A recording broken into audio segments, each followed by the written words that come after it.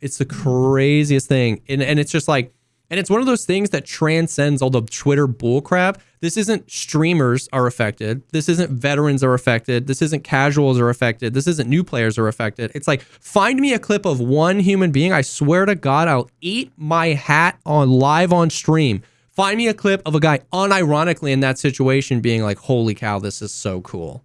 Like, you know what I mean? Find me any person, new player, veteran player, Chad, Rat, played in the alpha, plays in the beta, who enjoys that experience. Find me one.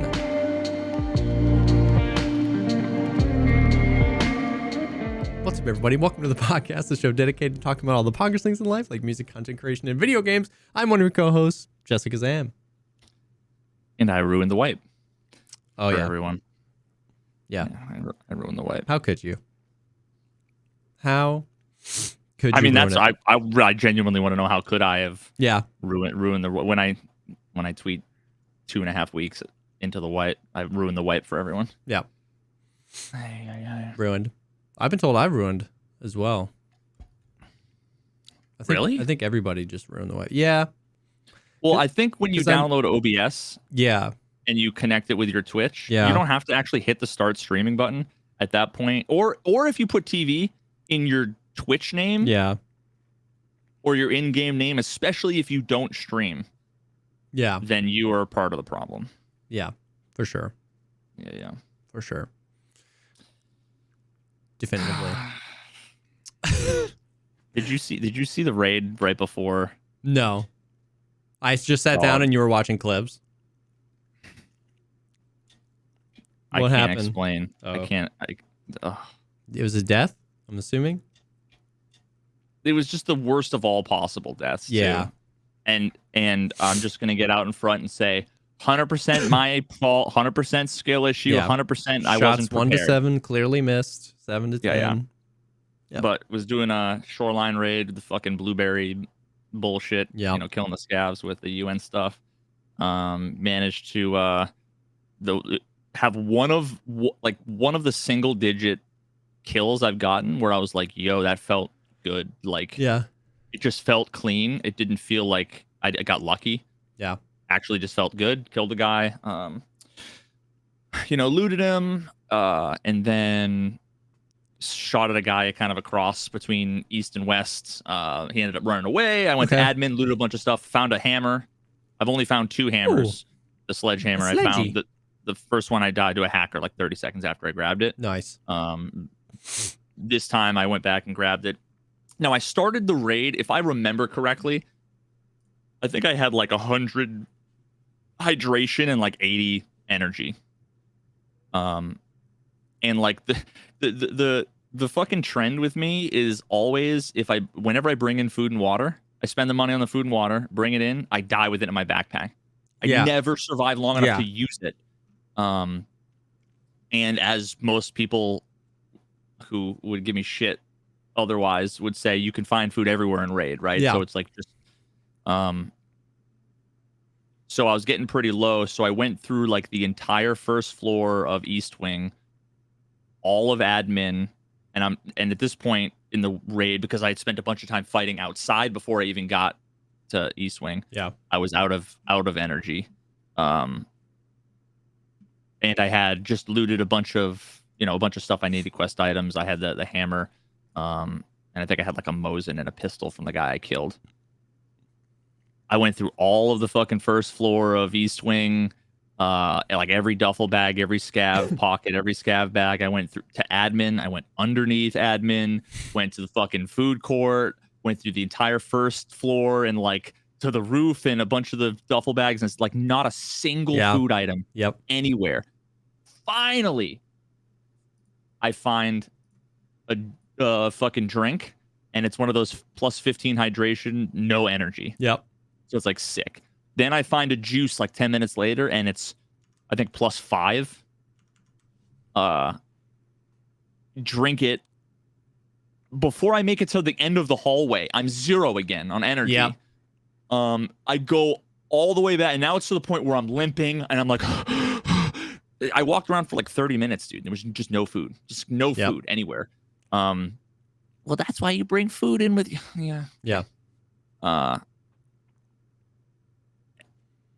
And then finally I go back all the way back to the other side again, and there's like 5 or 6 completely juiced PMCs, all dead, none of them looted on the ground. There was a firefight. I loot every one of them. None of them have any food except for the last guy has crackers and an energy drink. So I have the crackers and the energy drink. And that lasts me about 30 seconds before I'm dying again. My stomach wasn't blacked. Yeah. Like, it was just walking around with a small bag full of stuff. Yep. And I literally died. It got to the point where there were 3 minutes left in the raid, and you can't run. I can't gain energy. Yeah, you can't gain stamina. Out of energy is the worst. You just can't. Yeah. There's nothing you can do. Hydration feels okay because your stamina gain is limited but not gone, and you take damage, so you're kind of just like whatever. But when you get 0 energy, it's just like, I'm dead now. LOL. You know what I mean? You just have to literally walk to the extract. You can't do anything else. No, I made it to like the back. You know, like if you go out the back of admin, there's like a weird patio thing kind of thing before. I made it that far before I just like effectively just stood there. Healed over, let the 30-second timer run out. And and the best part, dude, was and people weren't trolling. They were like it was just Twitch chat things, right? Where it was like, have you checked admin? Check the duffel bags. Oh, hey, dude, you should eat food. You don't have energy. You know, it's like, oh, you know, and I wasn't even saying anything. I was just looking at chat like, and then someone would be like, yo, I just got here. Oh, shit, 0 energy. Yo, go to admin. Go to the fucking food court. Go to the cafeteria. Check the duffel. It's like, oh, you don't say. Oh, yeah, you know. Yeah, go to therapist and buy some food real quick. Oh, hell, dude. God almighty. And dude, that's how it is. When you don't need food, it's everywhere. When you need food and water, bro, like, it's just gone. Yep. It's just not there. And, dude, it's so funny. There's been 3 raids in the last 72 hours where I was like legit full of like the good shit, like a decent sized backpack full of like Salewas, IFAKs, and food. Yeah, like peas and like it just everything. And you just end up getting one tapped by a scav or getting killed by a player, and it's like, just do food runs, man. Yeah. As if if you're gonna do a food run, nobody shoots at you anymore, right? Yeah, just do a food run. Like, I wouldn't need to do food runs if I could survive any other runs, you know, like normally or consistently enough. And so the last part I'll say that's like related to this, and I'm already prepared for all the people to say skill issue and give me a fucking hard time like I'm bad at the game. I duoed or trioed actually. With what's his name? Destroyer Project? Is that his name? Yeah, Destroyer Project. And Clean yesterday. And you obviously me and Clean are fucking people who are like love to talk and like, get our opinions out there. And of course we were just to each other back and forth all day long. I think this, and we agreed with each other. There was one thing that we disagreed on though. There was a customs raid where we went in, and I think there were like 3 PMC kills, and I'm fairly certain I got all 3 PMC kills, covering them, like being a fucking good teammate. Yeah. And I was able to loot one of the guys, and he had like a rat rig and like a mediocre AK. I'm making it up. I don't remember exactly what he had, but like not a lot of stuff, right? And I had like nothing else in my bag. And we're like halfway through, and I had juice and like some crackers or whatever, and I ate them, but the pace we were going through the raid and everything, like just walking with 1 energy, but no, sorry, not even energy, stamina. So at this point, the problem here wasn't even food and water, because I had enough food and water to last, but not to go around the map like 5 times. Yeah. Like following them to do all kinds of whatever things we were going to do. And, they've maybe got like 10 or 15, 20 levels on strength or endurance on me. I don't know what they have at this point. Oh, yeah. But it's like I would just be walking at 1/3 of the speed with my stamina bar at 1. And they'd just be running off, and they're like, yo, where'd you go? I'm like, I can't fucking keep up with you. Like, it's not a skill issue that my character doesn't move fast. They're like, well, how much stuff do you got? I'm like, I got nothing. Dude, I got an empty rat rig, a Salewa that I picked up, and like a mid-tier gun. Yep. You know? So then Clean's like, all right, let me give you this. So he gives me a fucking stim, one of the stims, I don't know which one it is, and it gives you plus 20 to strength and endurance. Yeah. And it was like, endurance is just barely fucking going up. Yep. And the moment they start sprinting and running away, I'm like, I can't fucking keep up, you know? And then the stims that he gave me completely fucked my food and water. So now we have to spend the time to find food and water. And like the idea that like people need to throw out anything having to do with, well, I know how to go in quote unquote prepared, so it's not a problem. Throw that out the window. Yeah. Well, let's just grant you that you're right. It's just absurd that like you can be starving to death and dehydrating to death, and then you can eat crackers, an energy drink, and a juice, and within 5 minutes be dying again. Yeah. It's indefensible. It's pretty crazy because I feel like, I don't know, sometimes it feels like once you dip below, like sometimes it feels like the difference, how long it takes for you to go from 100 to 80 hydration, that's much longer than it takes you to go from 20 to 0. It feels like once you dip below, you have to like get all the way back to 100, or you have this like debuff that's not being shown. And as long as you're under like 30, it just goes down super fast. Because I've had that happen too, where I'm like at 0 and I find like a clutch hot rod, and I'm like, okay, well, this gives me, 20 energy and 25 water. I'll be good. And then I'm like, gone again. And I'm like, what do you mean? I just drank that. But I can play a whole raid, and if I get out real quick, my guy's at like 75 hydration if I go in. And so I'm like, how does that happen? It feels like once you get under, you have this crazy debuff, and it just keeps pushing you down. It's weird. You know what? Like I honestly feel like that's a perfect metaphor for Tarkov, like almost as a whole, if you think about it. And this ties into the other element, which was I played with the two of them. Yeah. We played for 8 hours. I didn't have to buy anything for 8 hours. Yeah. I died 3 times to things effectively out of my control, like people I just didn't see. They grabbed my loot and they brought it back to me. Not to mention the fact that we like almost didn't see anybody. Like playing early in the day and playing with a squad is fucking easy mode. It's 100 times easier. 100 times easier than playing solo at night. It's a completely different game. Yeah.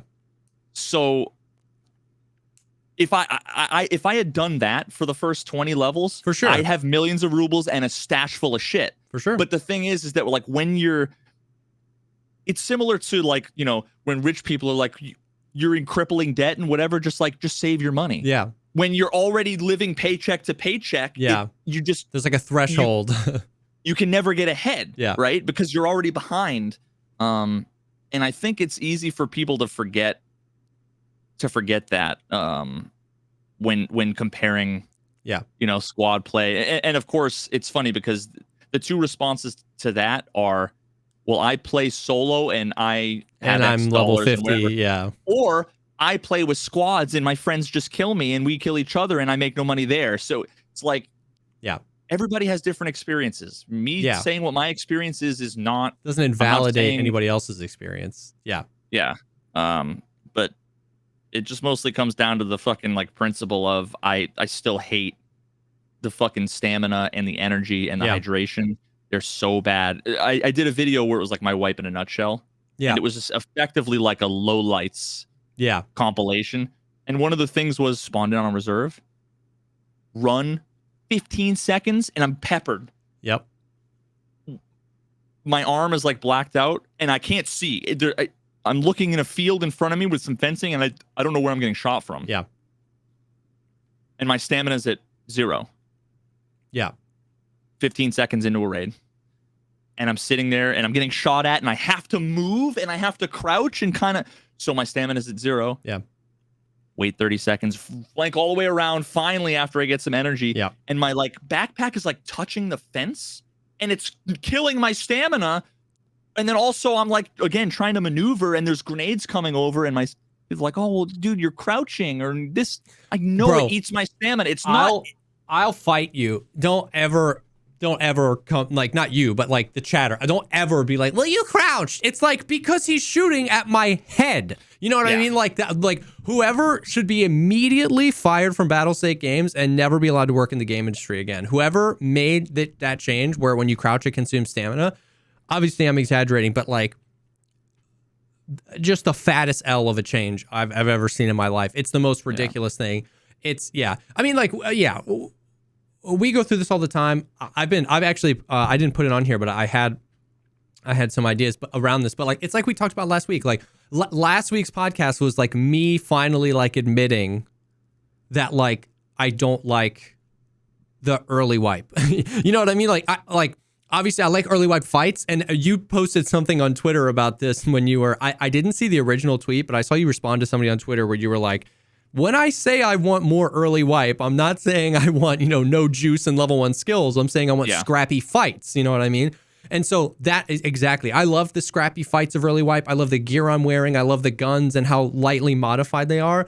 But like level 1 to 20 strength and endurance is just cheeks. It's so bad. It's so bad if you're a new player. It's bad. Like if you're a veteran, you don't like it. You just plow through it quickly. And if you're a new player, you don't like it and you can't plow through it quickly. So it's like nobody likes it. You know what I mean? Nobody likes not being able to move.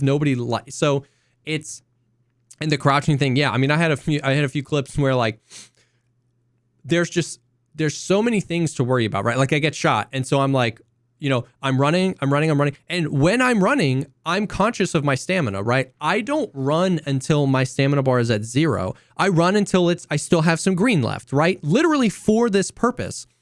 But so people are like, prepare more. It's like prepare more would be not running at all, because 2 shots takes you from full stam to no stam. So you can't prepare for that. That means you just never run. So I try to prepare. I always leave a little bit of stamina. So I start run, and I got unlucky, right? The game's about RNG. The game's about getting unlucky. I'm okay with that. I'm okay to accept this. As soon as I stop running, I get shot. Boom, no stamina. I maneuver myself behind a bush. I'm like, I think he's over there, but I can't do anything. So I'm just AD strafing because I can't crouch because that'll take. So I'm waiting. Yep. My stam gets in the green. I'm like, okay, I should go.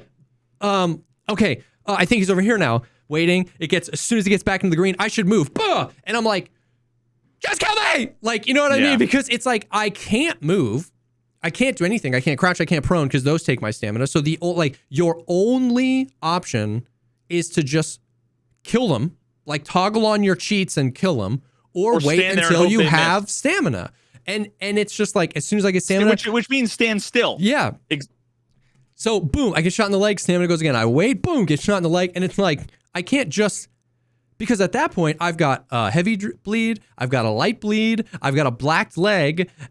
And I don't know where the enemy is. So there is no skill, right? There's no like, oh, just shoot him, or oh, just heal. There's too many things to consider at this moment. The play is run away unless he pushes you. And if he pushes you, you can just like, pop a morphine and swing a corner and hope for the best. But if he's going to keep his, 60-meter angle on me, I have to wait until I get stamina. So the fact that in that moment, I can, crouching removes my stamina, proning removes my stamina, taking drugs, I don't know if you know this now, taking stims consumes stamina.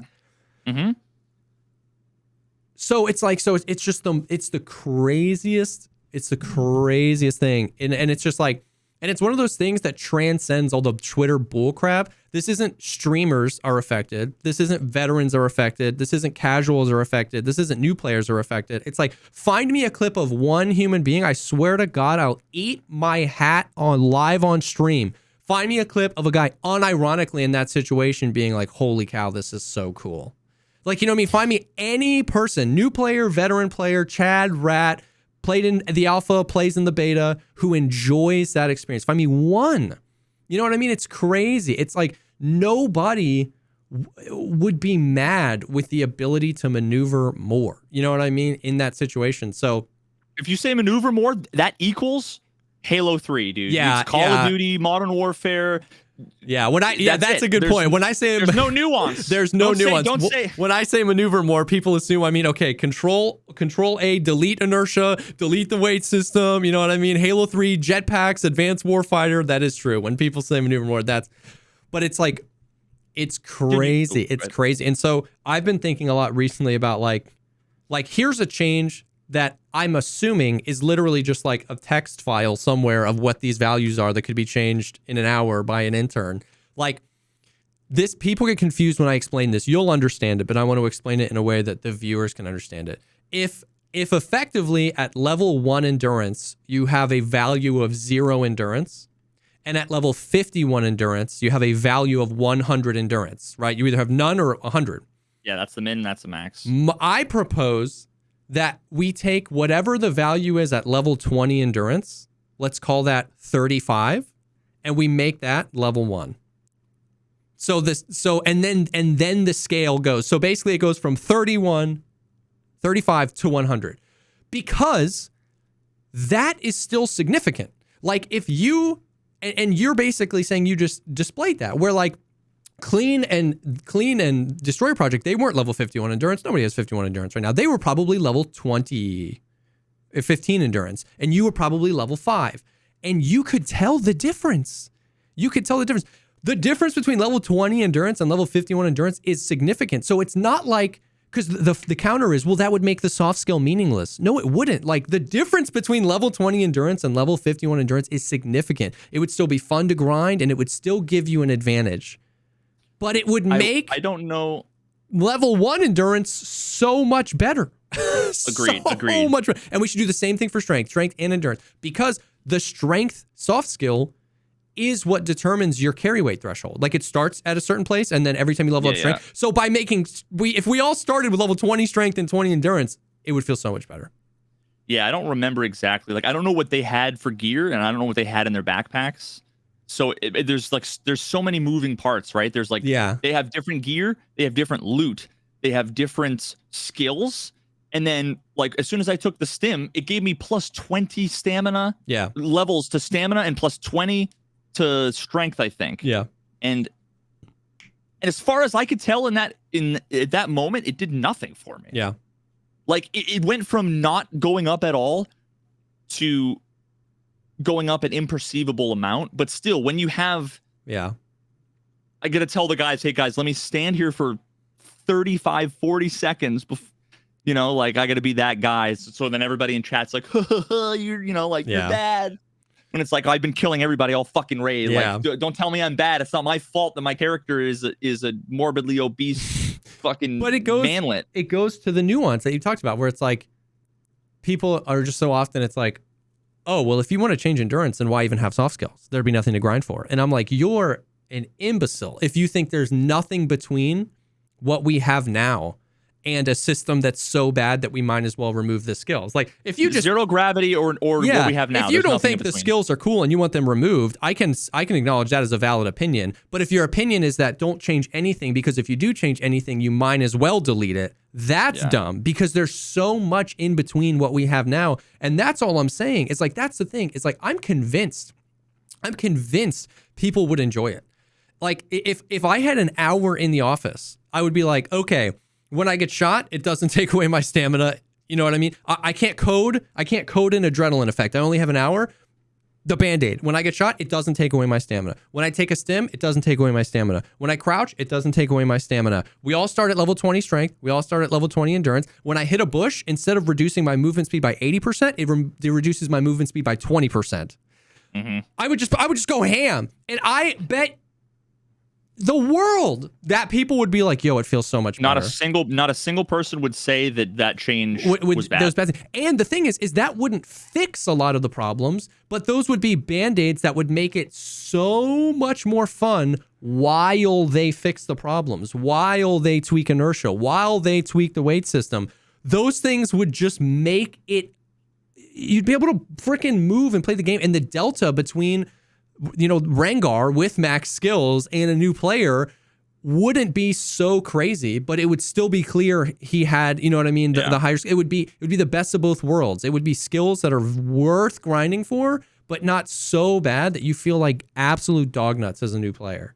Dude, remember when I convinced Nikita to cut the stamina burn from being shot in half? It's like half of what it used to be. Yeah, by the way, which is insane.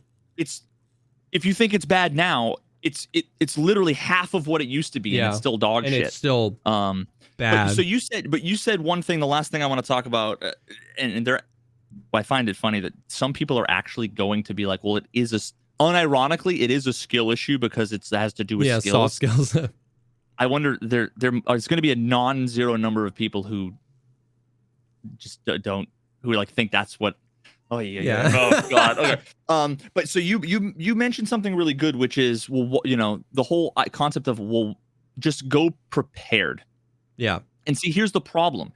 Tarkov constantly trains me not to be prepared. Yeah. Because when I take all of the extra time to go through all of the extra clicks to sell the things just so I have enough money to buy the bottle of water and the peas to take with me, and to buy the helmet so that I'm prepared, and to make sure I've got all of the stims in my stim case, I'll go in, I'll run for 15 seconds, I'll hear nothing, my screen will fade to black. Yeah. And now all the 150,000 I just spent, like 40,000 for a helmet, 30,000 for the food and water, all of the extra things, it was all for nothing. Yeah. So why am I gonna, if I don't even think I'm gonna make it to the fucking building I'm gonna run to out of the spawn, is it really worth it when there's a good chance when I get there there'll be stuff there? It's teaching me to roll the dice and to gamble. It's like when the Mosin came out, everybody hated the Moslings, right? Because it felt so bad to bring in gear and just die to the Mosling. But when you couldn't make an argument that the game was telling you to do anything different. You know what I mean? It was obvious the desire of the game, the intention of the game was to do something different, but on paper, why? I can one tap anybody I see with this thing, and I only have upside, right? And so I remember that being such a rub. And so that's how it is right now. Where you want to say, well, be prepared, get the water, get a thing, make sure you have enough stamina left, play slow, listen for audio. But it's but there is no audio, and the spawns are atrocious, and the scavs one tap me through the trees, and this, and so I'm incentivized to bring nothing and just hope for a come up because that's the same thing. And we've had this conversation specifically about moving silently, where if the only two volumes you can make are 100% volume and 0% volume, then the game is not training the players to be nuanced, to be anything in the middle. So we get all these people that get mad at the bush Wookiees, but it's you know what I mean? My breathing can be heard from customs when I'm on shoreline. So it's so why do anything else? And I say that as somebody that hates people that just sit in bushes. I'm just saying that on some level, I'm I get it, because they're just the two volumes. You know what I mean? So yeah. It's that. That's always the answer to why didn't you do the thing? It's because of all of the other issues in the game made it so that it's not always the right decision. Yeah. To do the quote unquote right thing. Yes. It put food everywhere. Sometimes. Yeah. In infinite quantities. And it's funny because have you heard around all the ammo changes and stuff that we're gonna get to? Have you heard the argument, and I've heard this before outside of this context as well, but that effectively there's so many things. I think I've heard Clean say this, and I believe at one point Nikita said this to Clean, but I don't know, it was a long time ago. Have you heard that the reason there's so much stuff that's purchasable on traders is because we're in a testing environment, so they want us to kind of test everything, and then they'll restrict later. I'm sad they don't go through that same thought process around these other things, right? Because it feels like the Nikita and the team's vision is yes, movement, and there's a lot of things wrong with the game. But eventually the audio will be fixed and eventually the netcode will be better. So let's leave it how it is. But they don't do that with the economy. They're like, well, we want to test everything. So it's like, I wish they would take that approach where it's like, there are things that you guys have so much control over. And we've talked about this at length, that cheaters, netcode, sound, these are complex issues that maybe BSG is slacking on, or maybe they're trying their best, or maybe they're somewhere in between, but we don't know. But then there are these other issues that they have 100% control over. The accuracy of scavs, the vision cone of scavs, the accuracy of the raiders, the movement speed we all move at, the stamina. So it's like, I'm sad they don't take that approach where it's like, well, while you're in a testing environment where you're getting the actual butt end of the game every other raid, while you're in this environment, let's at least give you this. The things that we can do in a weekend to a text file. That I just want that, you know what I mean? It's like, if you can convince me while I play the game, as the audio gets perfected and as the netcode gets better, that it is, you know what I mean, better to like dial these things back, okay, sure. But when 8 out of 10 raids, the game completely removes your experience, to then have the 2 out of 10 raids to have to put up with this other stuff, it's just so frustrating. You know what I mean? Dude, is it an argument that because you, and by you I mean like anyone, generic you, because you are able to get around or overcome some obstacle in the game, that justifies it? Yeah. I like. Do you think that is like, to me it seems so evidently and so obviously nonsense, but I'm willing to hear. Yeah, there's a sinkhole argument in the middle of the road, but don't call them to fix it. I can drive through Johnny's backyard and just get around it. Let's all just drive through Johnny's backyard and get around the sinkhole. Like, that option is right there. Why would we ever call anybody to fix this? Idiot. Dude, I tried to make the joke earlier and I completely bombed it because I'm not going to explain why, but I mixed up Anne Frank and Helen Keller. Yeah, it was pretty good. It was a pretty good one. And by that I mean a pretty bad one. But I was effectively trying to make the most absurd example, like taking it to the extreme, which is imagine tomorrow BSG goes and says, oh, okay, well, you're not going to have any sound issues anymore and you're not going to have any frame rate issues anymore. Now the game is completely fucking, the screen is black and there's no sound. Yes. Because Helen Keller, she could play it and she enjoyed playing it. Because Anne Frank could play it. I said Anne Frank. I don't know what the fuck. Okay, yeah, because she can do it. So no audio, no frames. So therefore, the fact that you don't like not being able to see or hear is irrelevant. You're just wrong, because someone else can get around that, right? Yeah. You can play with the tactile mouse or whatever the fuck. Yeah. With the DK bongos. I'm not sure what the input. What input? Specifically the DK bongos. What input? Anne Frank and Helen Keller playing split screen are using, but I mean, like, obviously that's just like a ridiculously tone deaf metaphor, but like just the idea that because you have the money to be able to buy the peas in the water to take in with you every raid, and even when you die you still have the money because you did 27 Goshen runs and you sell everything because you craft everything, so that gives you enough money to have all the things, and because you do all those things, therefore there's no criticism of the feature. I'm sorry, I can be the worst player in the world and be completely unprepared, and have valid criticism. That still doesn't make my criticism invalid. It doesn't make the criticism. It stands on its own merit. That's probably the deepest problem with the Tarkov community, is that, and another example of this that we've talked about a lot is the rogues. Like a new player saying the rogues are OP instead of any of the veterans like acknowledging and being like, hey, we are veterans, we do know how to cheese them. This perspective actually might be valid because this is a new player. We go, oh, just cheese the rogues, just farm food in Goshen, just don't left side peek. You know what I mean? As if the game informs you of these things and you're the idiot for missing them, which we all know is absolutely not the case.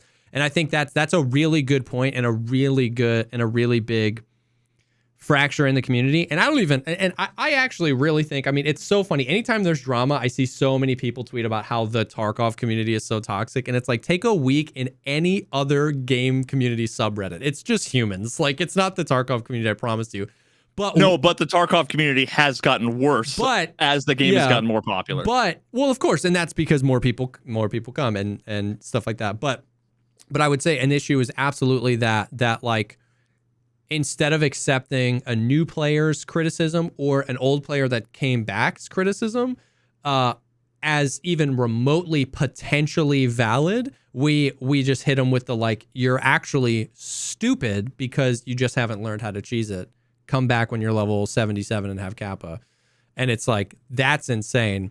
And then the even meta-ness of that is that my theory is that most of the people levying those, like saying that, aren't even the ones who are skilled enough to do the thing they're talking about. They just watch people who are, and the people they watch actually hate it. You know what I mean? Like, Sheaf was like the guy. He made like 6 how to cheese the rogues guides. It's like, go talk to Sheaf about it. He's like, this is stupid. You know what I mean? He was just like spreading the information. You know what I mean? Like, when we'll talk about this in a second, but when all these ammo changes came out and everybody was, you know what I mean? I messaged a bunch of the Chads, a bunch of people who like, everybody was like, oh, this is dumb. I messaged a bunch of like the streamers that have these huge audiences. They're like, what do you think about the change? Give me the TLDR. Give me the TLDR. And it was like, amazing. It's like, people are, it's so weird. It's so weird that the people. I've only seen literally one person upset about the ammo changes. So the last thing I just want to summarize. Yeah. I don't want to die because I haven't eaten a snack in 30 minutes of game time. Yeah. And I want my PMC, my trained military contractor, should be able to jog for longer with more weight than I can. And I literally tried it again today. I have 110 pounds of weights in a fucking camping backpack in my garage. No, you don't. I can fucking hoist that shit up and I can jog around my neighborhood for longer than 20 seconds, which is what my PM. Dude, make that like a vlog style video. Do like a fully like 3D like Tarkov thumbnail. Like, here's how to fix strength and endurance and escape from Tarkov. And the whole video starts just like you show the 110 pounds going in and show my little fucking calf muscles, and you track it, bro. And you're like, I just ran 3/4 of a mile. You know what I mean? I just want my PMC to be more competent than me. Yeah. Because it's a role-playing game. And if you tell me that it's realistic, then shut up. I mean, yeah, you're simply out of your mind. That's all I want. In this case, I just want it to be more realistic. And in this case, more realistic is, better. There's, but, the game speed is 10x though, bro. So oh my god, that justifies it. Yeah, that justifies it. It's like, then why don't I run at 10x speed, you idiot? Like, see the sun like the sky. Yeah, come on. There's realistic and good for the game, and there's realistic and bad for the game. And there's good for the game and not realistic. And there's not realistic and bad for the game. And that's when things are like, me as like a level 1 PMC, the power fantasy is supposed to be that I'm still like a private military contractor that I would imagine would be more physically fit than me. The fact that I can't run the 75 feet with an extra backpack on is bad for the game and not realistic. Realism isn't the only thing, but there are some things that hit the graph at the certain spot where it's like, who the hell defends this? Yeah. Now we can actually talk about some of the not complete and utter dog shit things. Some of the not complete and utter. I want to rip through some of the less controversial ones first. So, Did you see the change they made? Okay, now I'm going to preface this whole next hour of the podcast with some of these changes are very obviously half measures, and we will talk about that. And my enjoyment of these changes isn't me saying that the changes are perfect and that I don't think anything else should be changed. But, end preface, did you see what they did to some of the keys? That they reduced the number down to one use? No, they did do that, which was its own thing, but that was like the machinery key, the unknown key, some of those quest keys that permanently spawn. Every raid, 100% chance those keys spawn. I saw more people complain about that than Yeah. anything else, surprisingly. Yeah. Okay, so you know how like, and it's all backwards in spaghetti code, but you know how the Flea fee is determined by how much higher you place the item up for compared to its intrinsic value to the traders. So like if I was to put an Esmarch up for 1 million rubles, that's when the fee is like 2 million, because it's tied to the intrinsic value of the item, whatever you would sell the item to Therapist for, or whatever the trader. Okay. Okay. Like 10 of the keys, they changed that value. So for instance, a marked key if you sold it to the Therapist, the value was like 18,000 rubles. It is now 500,000 rubles. So now there's 75 marked keys on the flea market right now for $1 million and a half rubles. Just like the old days, just like we wanted. So they're not for sale for a black key card. Correct. And you have to just hope and pray that somebody finds like 3. They're up for money. And the tax is relatively appropriate when listing it for that much. It doesn't cost you 2 million to list it for 1.3 million. It's awesome. It's good. I think most people, I haven't seen too many people not want the keys to be, or at least most of the keys to be back the way they were. A lot of the stuff. Now, that being said, this was done specifically to like 10 keys. It wasn't like to all the keys. So it's just a crapshoot on when you find a key, you're like, oh, this used to be a super valuable key. You know, West 301. Can I list this on the flea market? And you list for 400,000 rubles and the fee 750,000. You're like, nope. But then some other keys, like the marked key, you listen for 1.3 million. The fee might be 100,000. So it's like they did it specifically to a certain amount of keys, which is sad. But I've got a marked room key with 1 out of 10. It's only 30,000 to Therapist, unfortunately, with 1 out of 10. Oh, left, really? Yeah. So, dude, I haven't found a marked key. I did, and in 9 raids, I found a G26 and garbage. Yeah. So I wish I'd put it up for fucking black key card or whatever. I didn't find a single marked key the entirety of last wipe as well. The whole wipe. 2,000 raids. I didn't find a single marked key. Anyways. I mean, skill issue. I was able to find it, so I don't know why you couldn't. in 7 raids. So that was a change that people were pretty excited about. Is that some of that stuff is back. Then, bro, let's talk about the scavs. I love every single one of these changes so much. So like last week, they reduced their accuracy cone. Did they do that more than once? Maybe. I don't know. I only saw messages about it one time. Okay. They additionally, apparently, this I only heard of through a Nice Guy video, but I didn't see anything about this. They also allegedly changed what ammos they can spawn with. So like a scav could have spawned with 366 AP, which is a disgusting ammo. Like it's nuts. They can spawn sometimes with 55A1, and they can spawn sometimes with 762 BP, which is fun when you kill the scav and loot them, but very not fun when you get one tap to your class 4 armor. You know what I mean? Yeah. And so like I saw scavs with 8Rs with like RRLP ammo, which I was like, I've never seen an 8R scav with RRLP 556. That's like junk, isn't it? Yeah, it's bad. It's like probably one of the worst. So I don't know. Yeah, like I said, I didn't see any like data about that, but somebody mentioned it, and I hope that that's true. But They should just stack their mags with random shit. Like have it be 6 Yeah. rounds of 995 and 2 rounds of 855A1, a couple rounds of 855, and the rest FMJ. Like, yeah. That'd be interesting, actually. You'd level up your mag drill skill because Yeah, you go through you'd every go mag. through every mag. Yeah, that would be interesting. I don't know. I'm glad because I don't want to get shot by those scavs. Maybe if their accuracy wasn't so crazy, then it wouldn't be as big of an issue.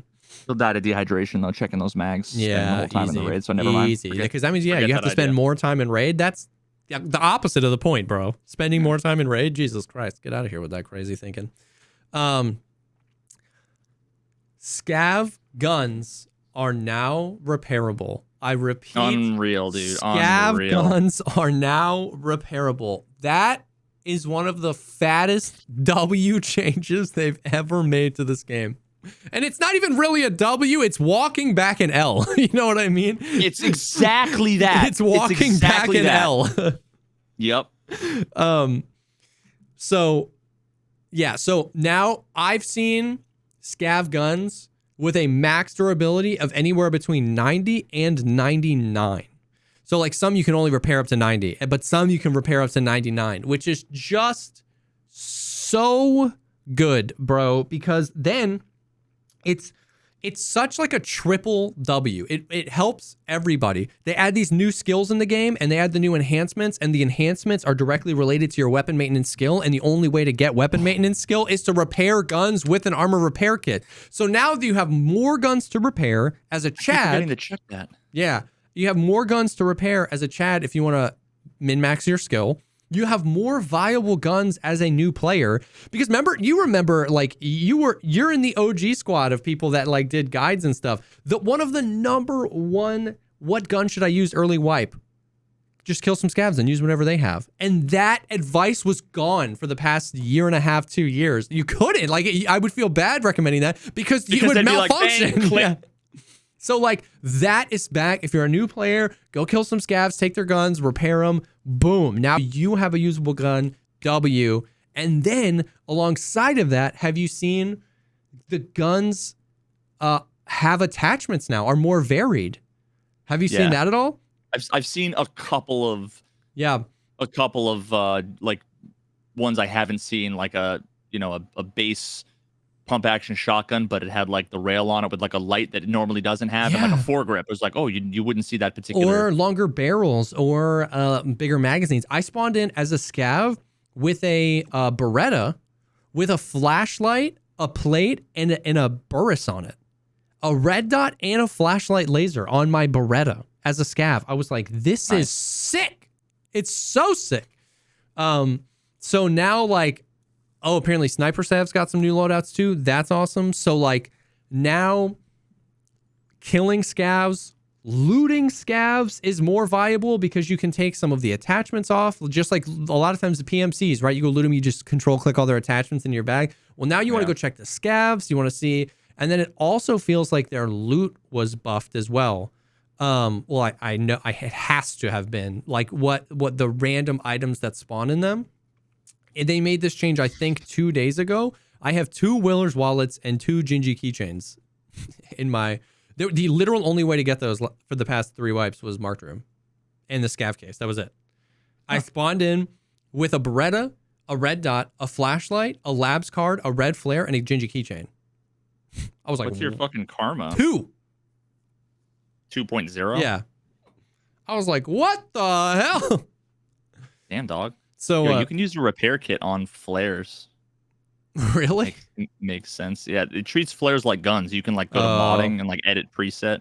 Hell yeah. Sorry, total divergence there from the. When you repair a gun with a repair kit, where does it say which enchantment it gave you? Like Fortune fucking 3? Yeah. So I haven't seen a Mining single 5. enchantment yet. But if you double click on, or if you right click a gun and click repair, you can see very good repairability, very low enhancement chance. So as you level up that skill, and then maybe inherently, depending on the gun, you'll see low enhancement chance, medium enhancement chance, high enhancement chance. And then, but does it say? I don't know where, if you did get one enhanced, I don't know where it would say that because I haven't seen one yet. we probably could go back to like Nikita's old maybe like podcast when he first showed it. Yeah, because I found a gun repair kit and have been using it. They seem like really fucking good value. Yeah. They were like 50K the first few days of the wipe. And then like I didn't go through one weapon repair kit last wipe. I had one early and it's just like, because that's 1500 durability and you're incentivized to repair your gun like every 2 raids. So you're only repairing. Oh, is it like 1 point of durability for the gun from the repair kit? Yeah. Is it 1 for 1? Yeah. Oh, holy shit. But repairing Gen 4 takes 250 points of your armor repair kit. So that you're churning armor repair kits, but weapon repair kits, it's basically like a one and done. I haven't seen an armor repair kit this wipe yet. Body armor repair kit, 180K. Oh, 290K. Yeah, Woof. they're expensive. I mean, I'm sure it's worth it. Yeah, it's definitely like more efficient, but yeah, I'm still like fucking hideout Andy, where as soon as I get 300K, it's like, okay, that instantly goes to buying like 2 generator 1 or 2 like fucking toolkits to be able to upgrade. So, you know what I mean? Like, yeah, and I've heard, and somebody put this in chat, I've heard that there are people up in the like mid 30s of the weapon repair skill, because what they do is they just go to Fence and they buy a bunch of scav guns, they repair them all, and then they sell them to mechanic. They lose money, but they're trying to farm that skill. And I've seen people that are in like the mid 30s, they still haven't seen a single enhancement. I just want to say enchantment. So I don't know if it's bugged. It wouldn't surprise me if it was bugged. But let's circle back to the W. The W is the scav changes are so sick. Weapons are repairable. They listen to all of our fucking, all of our. And you know what the best part is, dude? I've had like a dozen people come in and like, yo, they listen. They fucking took X person's advice or Y person's advice. It's like, yeah, I've never proposed that. Yeah. Well, and that's the thing. It was such a brain dead move that everybody was suggesting that, like, So yeah, apparently scav accuracy was reduced. You can repair the guns. The guns have more mods. Scavs have more loot. And it's awesome. It's just huge dubs all around. If you're a new player, go kill some scavs, loot their backpacks. You're going to find some cool stuff. Take their guns. You can repair them. You can find attachments. Sick. Good change to game. Yeah, literally nothing bad to say about that. Yeah. Other than when someone said, yo, they fucking nerfed scavs, the next scav I saw insta one-tapped me. Like from like an impossible thing. And it was like, are you sure? And then after that, I feel like they must have done it again the next day, like, or something, because that one particular day, it didn't seem like it, but the last few days I've been playing, haven't gotten killed by any scavs, and they've been perfectly fucking reasonable. They might have, because someone actually brought up a good point, is that like in the original kind of like conversation about when they got nerfed, it was specifically listed as like with fully automatic weapons. So maybe they just brought that same change to like not fully auto, because it's like the SKS guy can just like ice you from 9 million years away. So maybe, I do feel like these past few days, the scavs have been much better. Could be completely anecdotal. I'm very aware of that. I play in squads. It's harder. You know what I mean? I'm very aware of that. Could be anecdotal. They still see you through bushes a little bit more than they should, but not as much as they did. Yeah. At the beginning of the wipe, which was infinitely like as if they weren't there. Yes. So. Yes. But yeah. All right, so now we get to the changes that were made to the ammo specifically, but also just like the traders in general.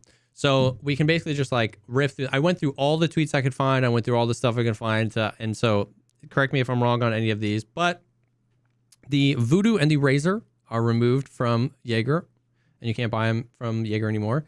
There were a lot of Ragman things done. You can't purchase the Gazelle for cash money anymore. You can still barter for it like you could before. The Rat Rig went from about 50,000 rubles to 70,000 rubles in price at level 2 or 3 Ragman. The Risty and the Alton purchase barters are now gone. So I guess we'll do this stuff first, then we'll talk ammo. So that's like gear. What do you think about that? I'm for like I don't have any problem for any of those. I mean, it's one of those things that like it literally has no effect on me or most people for a little bit further into the wipe. Because a lot of those things are just like level 3, level 4 traders when a lot of people still don't have level 3 and level 4. I don't have level 4 Ragman, so I've seen one voodoo all wipe. I haven't seen a vortex and haven't been seeing I had a Gen 4 once. The guy was rocking a Gen 4. I think not that it's a bad thing. I just think it kind of doesn't do anything to like removing a cash trade and making it a barter. All you've done, in my opinion, is just add more clicks. Yeah. Because you can still buy the things from the flea market. It's effectively a cash thing. It's just now it's 3 purchases rather than 1. Yes, and I would agree with that if they changed it from a cash purchase to a barter. But the barter was always there, and we had a cash purchase, and they removed the cash purchase, which... Was there like a limit of 3 and 3 or 1 and 1? I think 1 and 1. Maybe 3 and 3. So suffice it to say, it definitely did reduce the amount.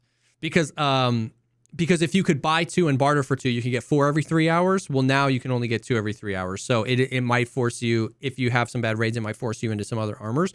So I would definitely agree it would be meaningless if they just trained from one to the other. I actually don't know how many you could buy and how many you can barter for and how many you can barter for now versus what it was. Somebody in chat might be able to... Yeah. Actually, I freaking have the game pulled up. I'm so stupid. I don't remember how many you could buy, but you can barter for 3 per reset. Yeah. So I think that would probably means you could buy 3 and you could barter for 3. So it definitely reduces the amount, but I agree with you that it's like making something a barter isn't an instant fix. Like, you know what I mean? Yeah, and again, like people are saying, like it adds value to those other things. It's like cool. You just arbitrarily added value to some of the other junk.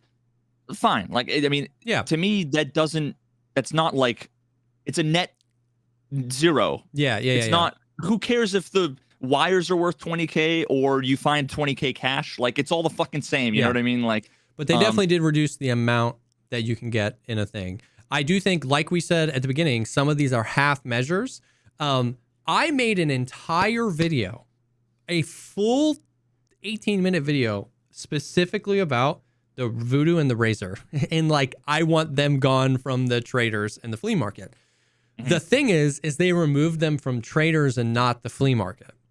So in my opinion, the issue with the voodoos and razors got slightly worse, not better, by removing them from the traders, but not removing them from the flea market, because it was like the people who never got to that level of Jaeger and the people who did. And if you did, you could buy them whenever you wanted for 40,000 rubles. And if you didn't, you never got to use them. Well, now instead of their 40,000 rubles, they're 120. So now it's like more people can't use them, but the guys at the top it's still 120,000 rubles is nothing for the value that a voodoo adds to your raid. So like, and now if you get made it, you're worse. Excited. if you find it in raid and you're excited, like you would be excited, except now you have to make the choice. Yes. Do I get a bunch of money or do I use it? Yeah. And I really just wish the game was use it. Yeah, exactly. So ban them from the flea market and make them spawn in like Kiba on the wall everywhere, every time. Make them spawn in weapon crates a little bit more. Yeah. So that's definitely something where I don't want to throw the baby out with the bathwater. I don't want to say, put them back on the flea, make them 7.5 rubles because you tried it the other way and it sucked. No. It touches a lot of things. I think they should be removed from the flea market, and that opens up a whole spider web where it was like the Schmittenbender 1 to 8. Nobody used that because the sensitivity was scuffed compared to the voodoo and the razor. They fixed that, and that's still on Jaeger. So for 40,000 rubles now, you can get a pristine 1 to 8 instead of your 1 to 6. That problem still remains. If you want a voodoo and a razor and you're a Chad, that's fine. It's just 40,000 more rubles now. That problem still remains. So it's like, it definitely gets into the weeds of like, if they want to do that, they have to, that's a change you need to kind of full commit on to see a change. If you want scopes to not be in the game for the same reasons I want, if you want scopes to be less prevalent for the same reasons that I do, you got to hard commit. You got to ban them all from the traders, maybe like the TAC 30 barter, keep that or whatever. You got to remove them from the fleet. You got to put them in the raid as findable. I found like 4 voodoos so far this wipe in raid. I haven't bought one yet. Like they spawn. Seal killed a sniper scav. He had an SV98 with a voodoo on it. He left the SV. He took the voodoo. I was like, that's kind of cool. So like, but without full committing, the problem kind of gets worse, not better.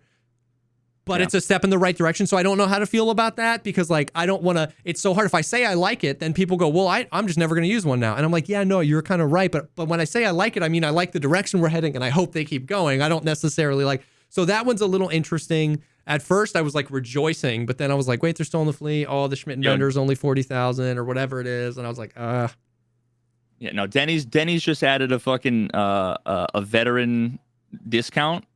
You get 5 cents off of your meals. It's like, I'm not gonna, it's good. Exactly. It's a good thing. Exactly. But like, it could probably be at least a couple dollars, you know? Yeah, exactly. I mean, I agree. I'm always torn because it's the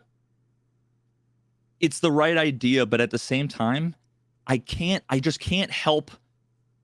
This isn't me being a negative Nancy. I can't help but not conclude I don't know that they understand what we were asking for. Yeah. Because if they did, they would know.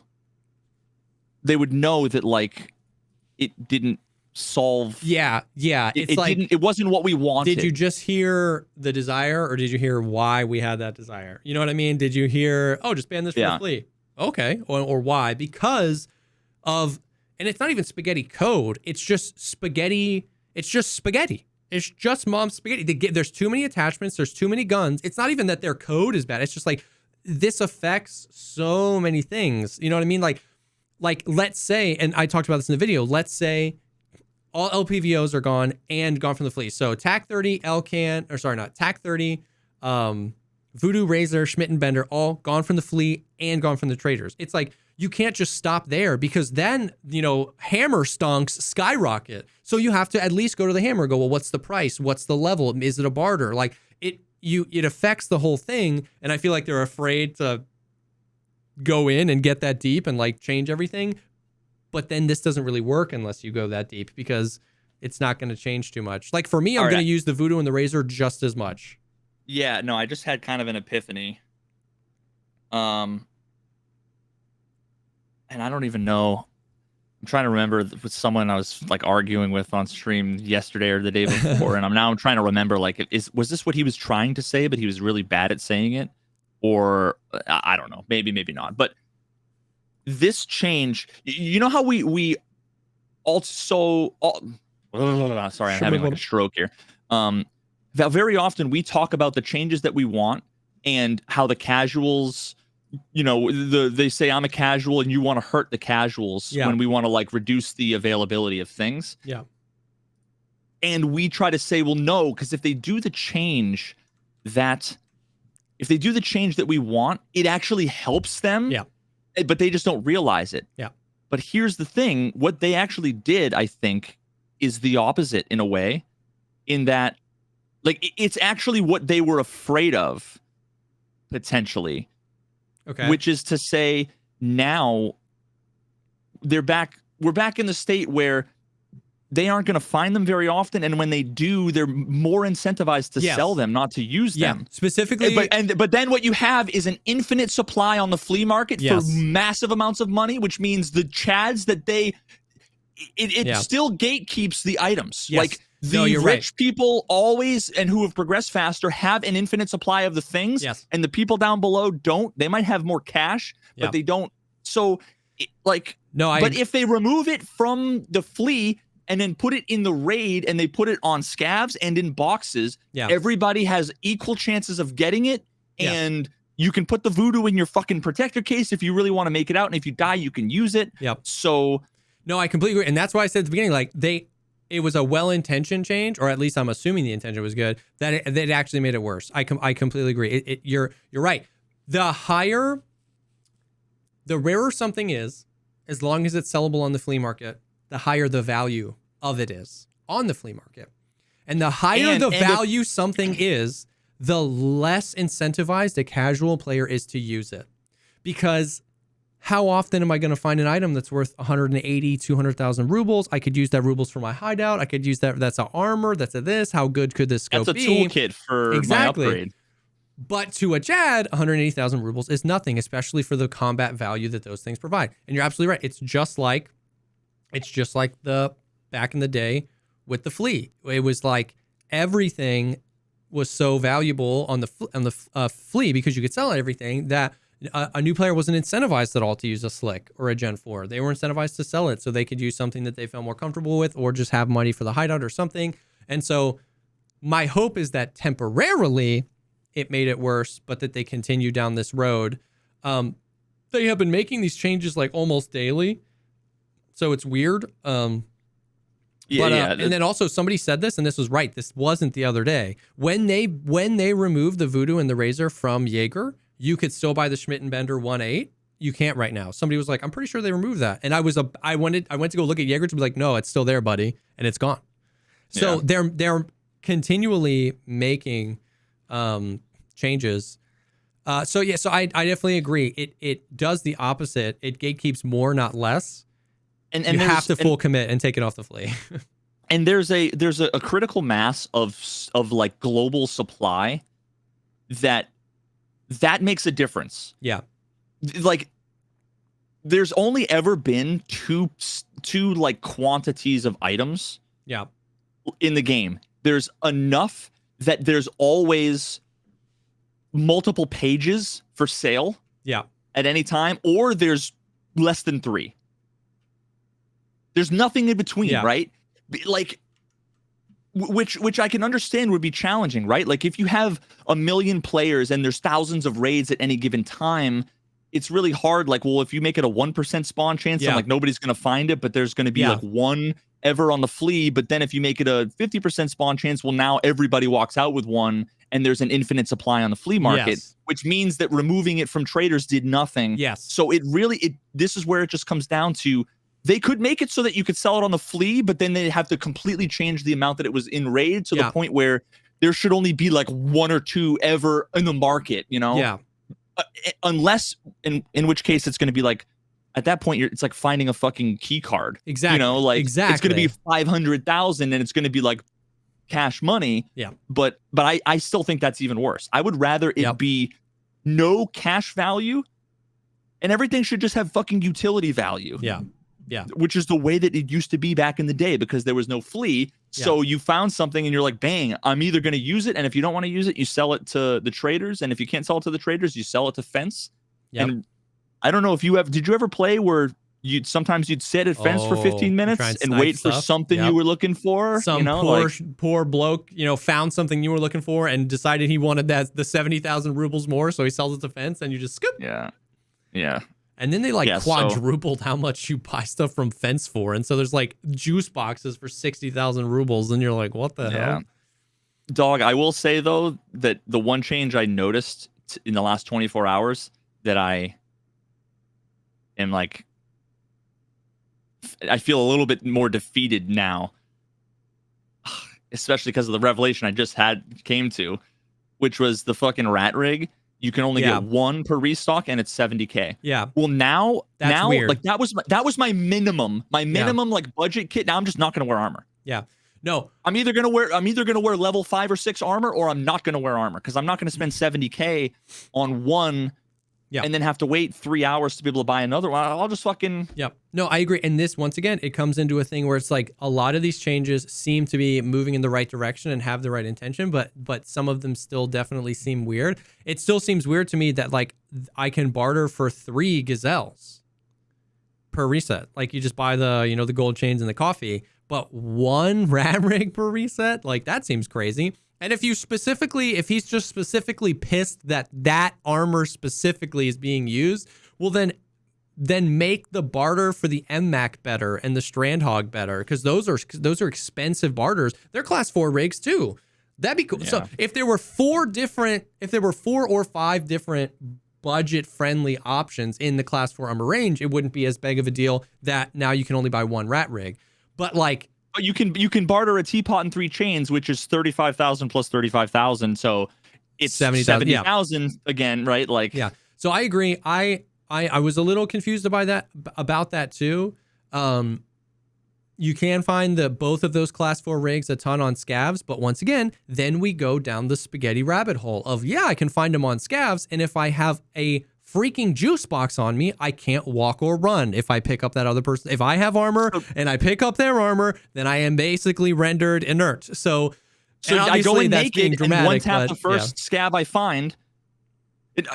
Man, oh my God, there's a universe in which, and I don't think this is going to happen, but there's a universe in which these changes lead to hatchlings again. Yeah. Because now the Scavs are dumb, but they have good stuff that you can use. Yeah. And all the other stuff is expensive. So now you go in with a fucking hatchet and you run in, you hatchet the dumbass Scav in the face, and you take his level 4 armor and a rifle. Yeah.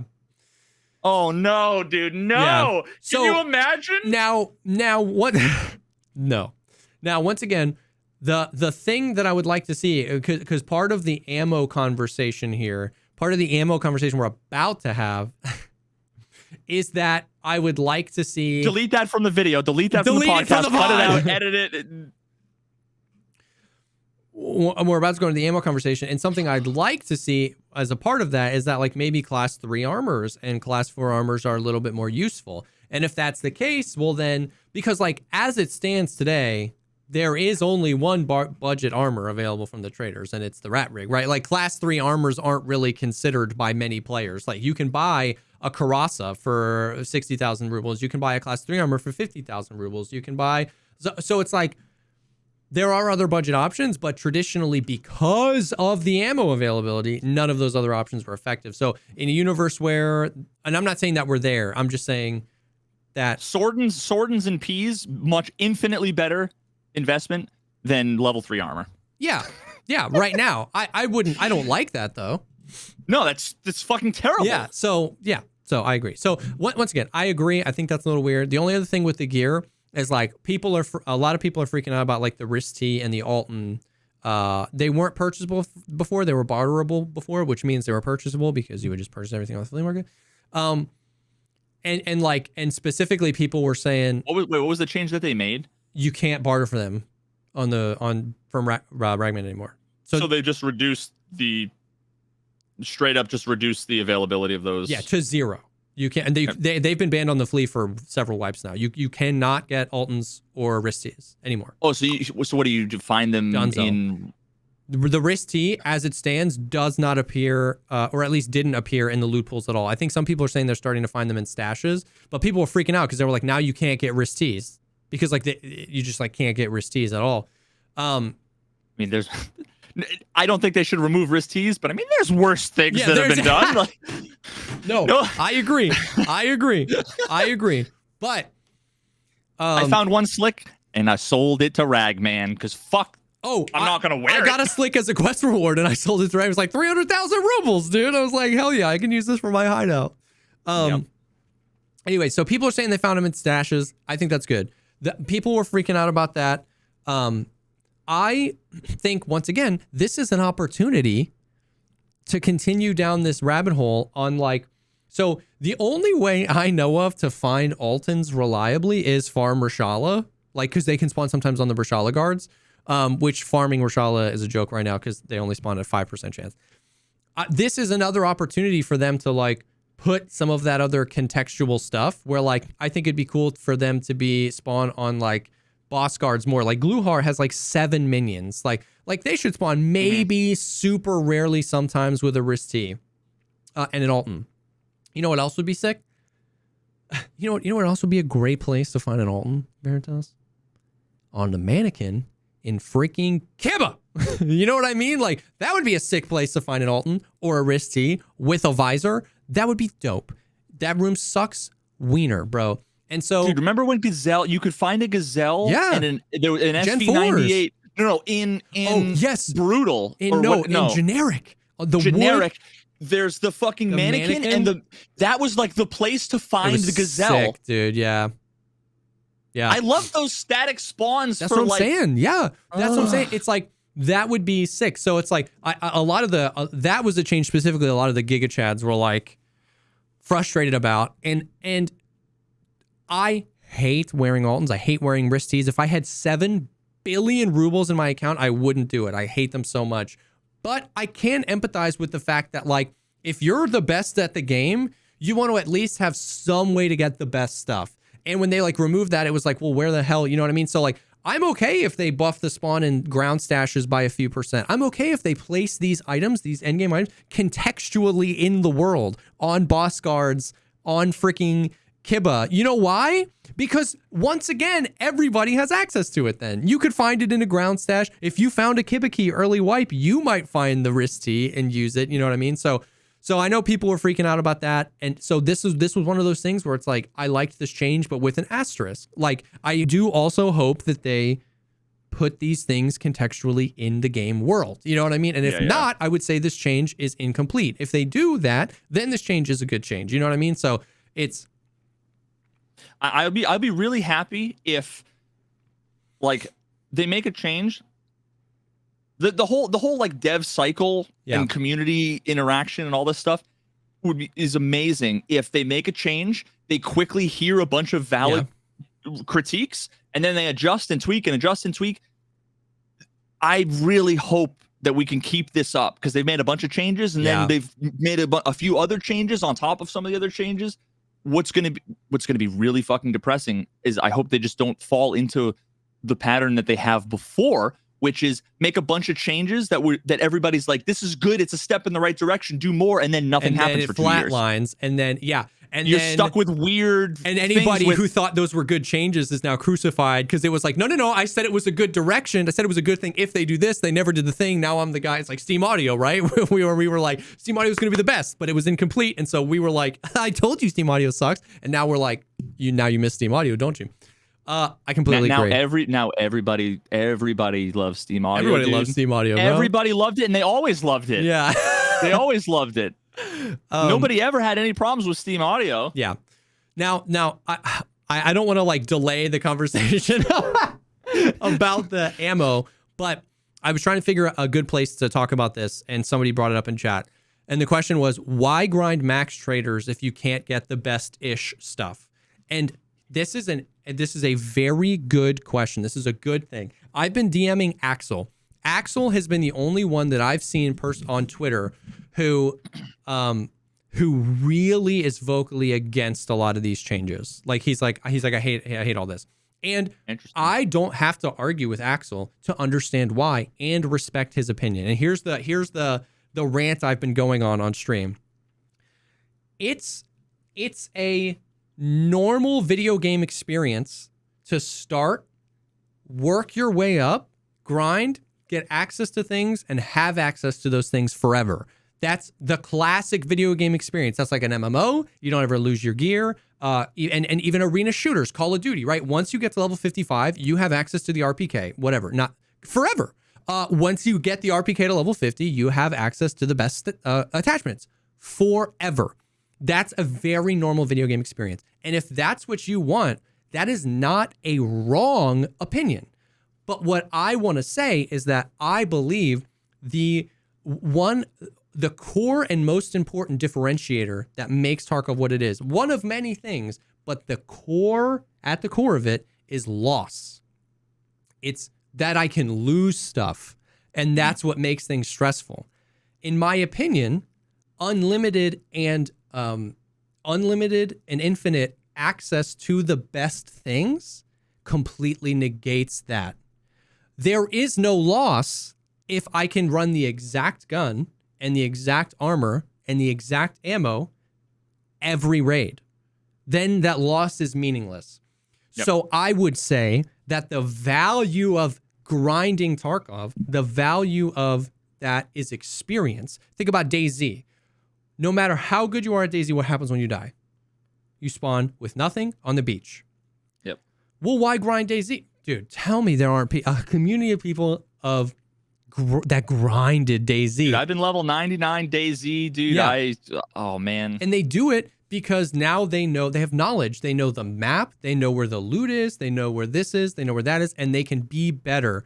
Rust is a similar thing. So other games where loss plays a factor, the drive to, and DayZ and Rust are games people have tens of thousands of hours in. And the core, and so it's like when people say, well, what am I going to grind for if I don't have max traders. Like ask a Rust player, ask a DayZ player. Experience is what wins a lot of times. And so I would say that's a tangent on Rust or DayZ. So I would say that for Tarkov, if loss is to be a part of the game, then there can't ever be infinite and instant access to the best stuff 24/7, really to anyone. And that doesn't mean you're wrong if you want it. Like, I didn't have to freaking DM Axel and be like, you're so stupid. Like Yeah. The thing is there are people on Twitter. Here's the line. There are people on Twitter that they say, I want X, and they don't realize that that's what Battlestate Games did. It's everything you and me have talked about, where it's like I want to help the casual players and hurt the chads, and they're like this, and they're like, no. And it's like, you don't understand this is exactly what's going to happen. That's frustrating, and that's when I'm like, I get argumentative and I want to argue with those people.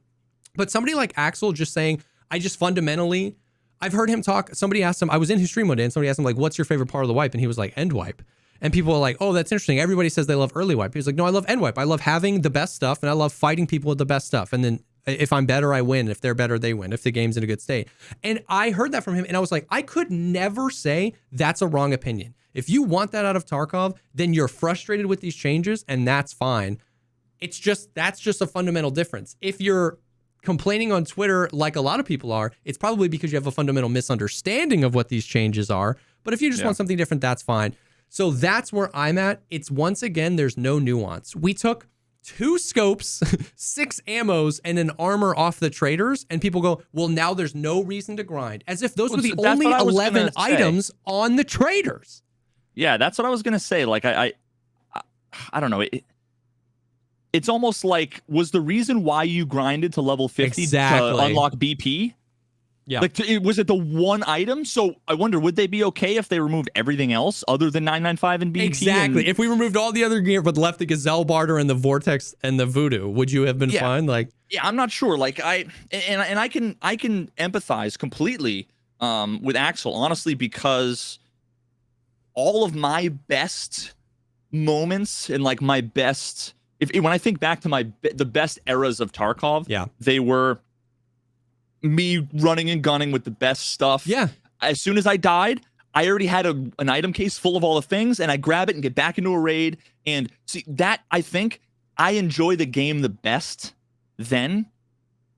The problem is that can't go forever and it gets boring. Yes.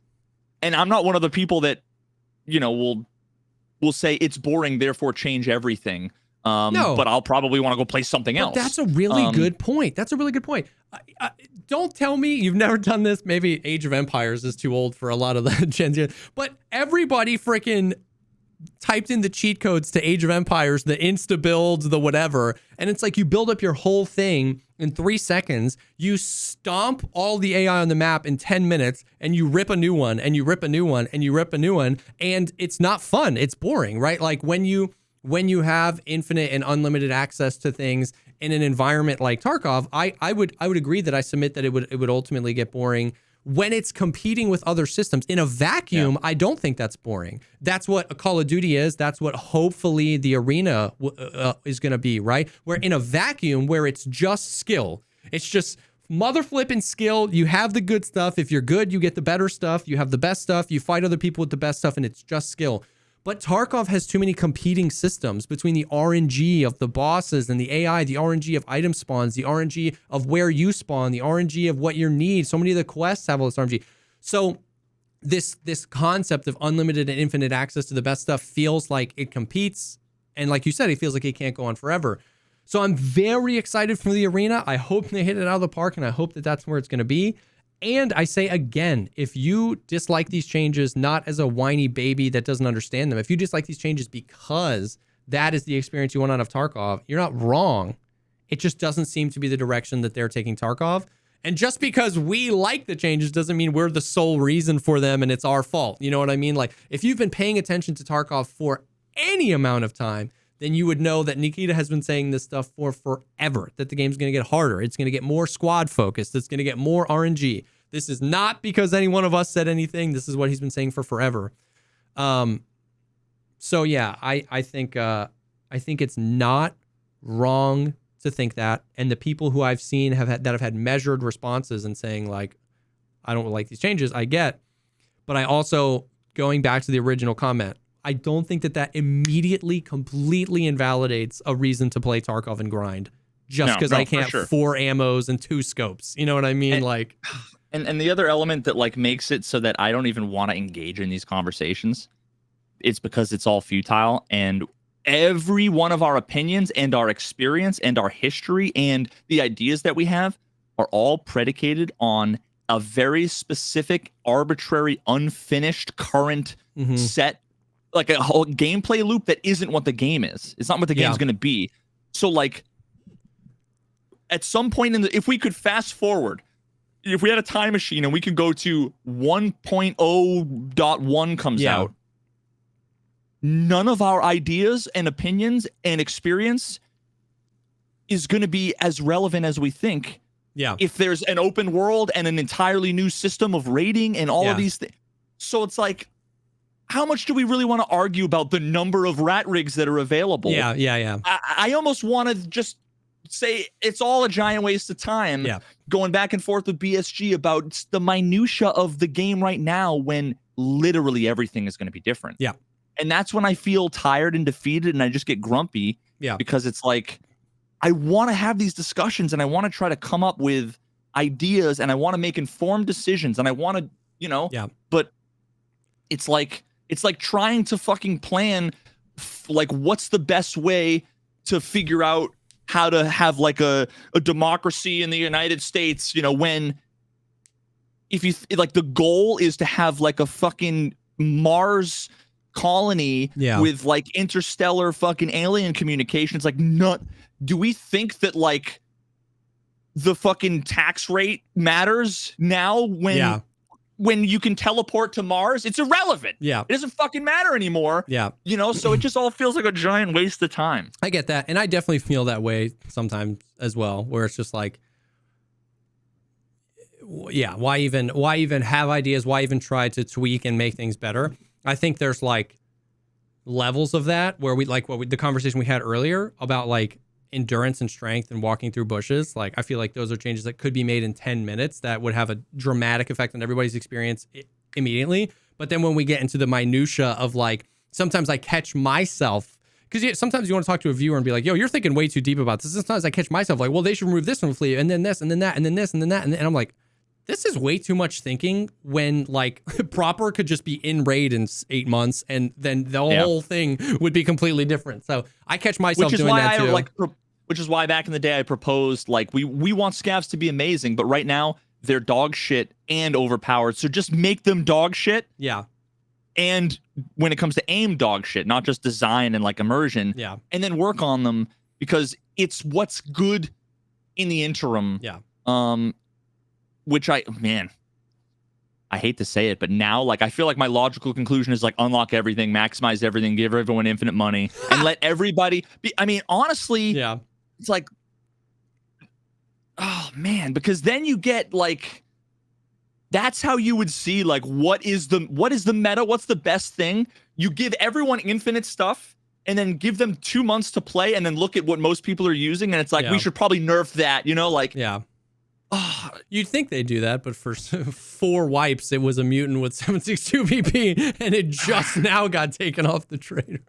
Yeah, no, I don't know. Like, again, I'm not advocating for that. I'm just saying, like, if we're trying to use this as a period to inform things to do in the future, then we have to keep that in mind. Yeah, that's but a good point. People think that the game is 98% done and we need to tweak these and tweak this and just like we're gonna get like, oh, the game will be finished when BP has 2 less pen and 1 more damage. It's like they're gonna have a new armor system, probably a new healing system, a new health system, a new quest system.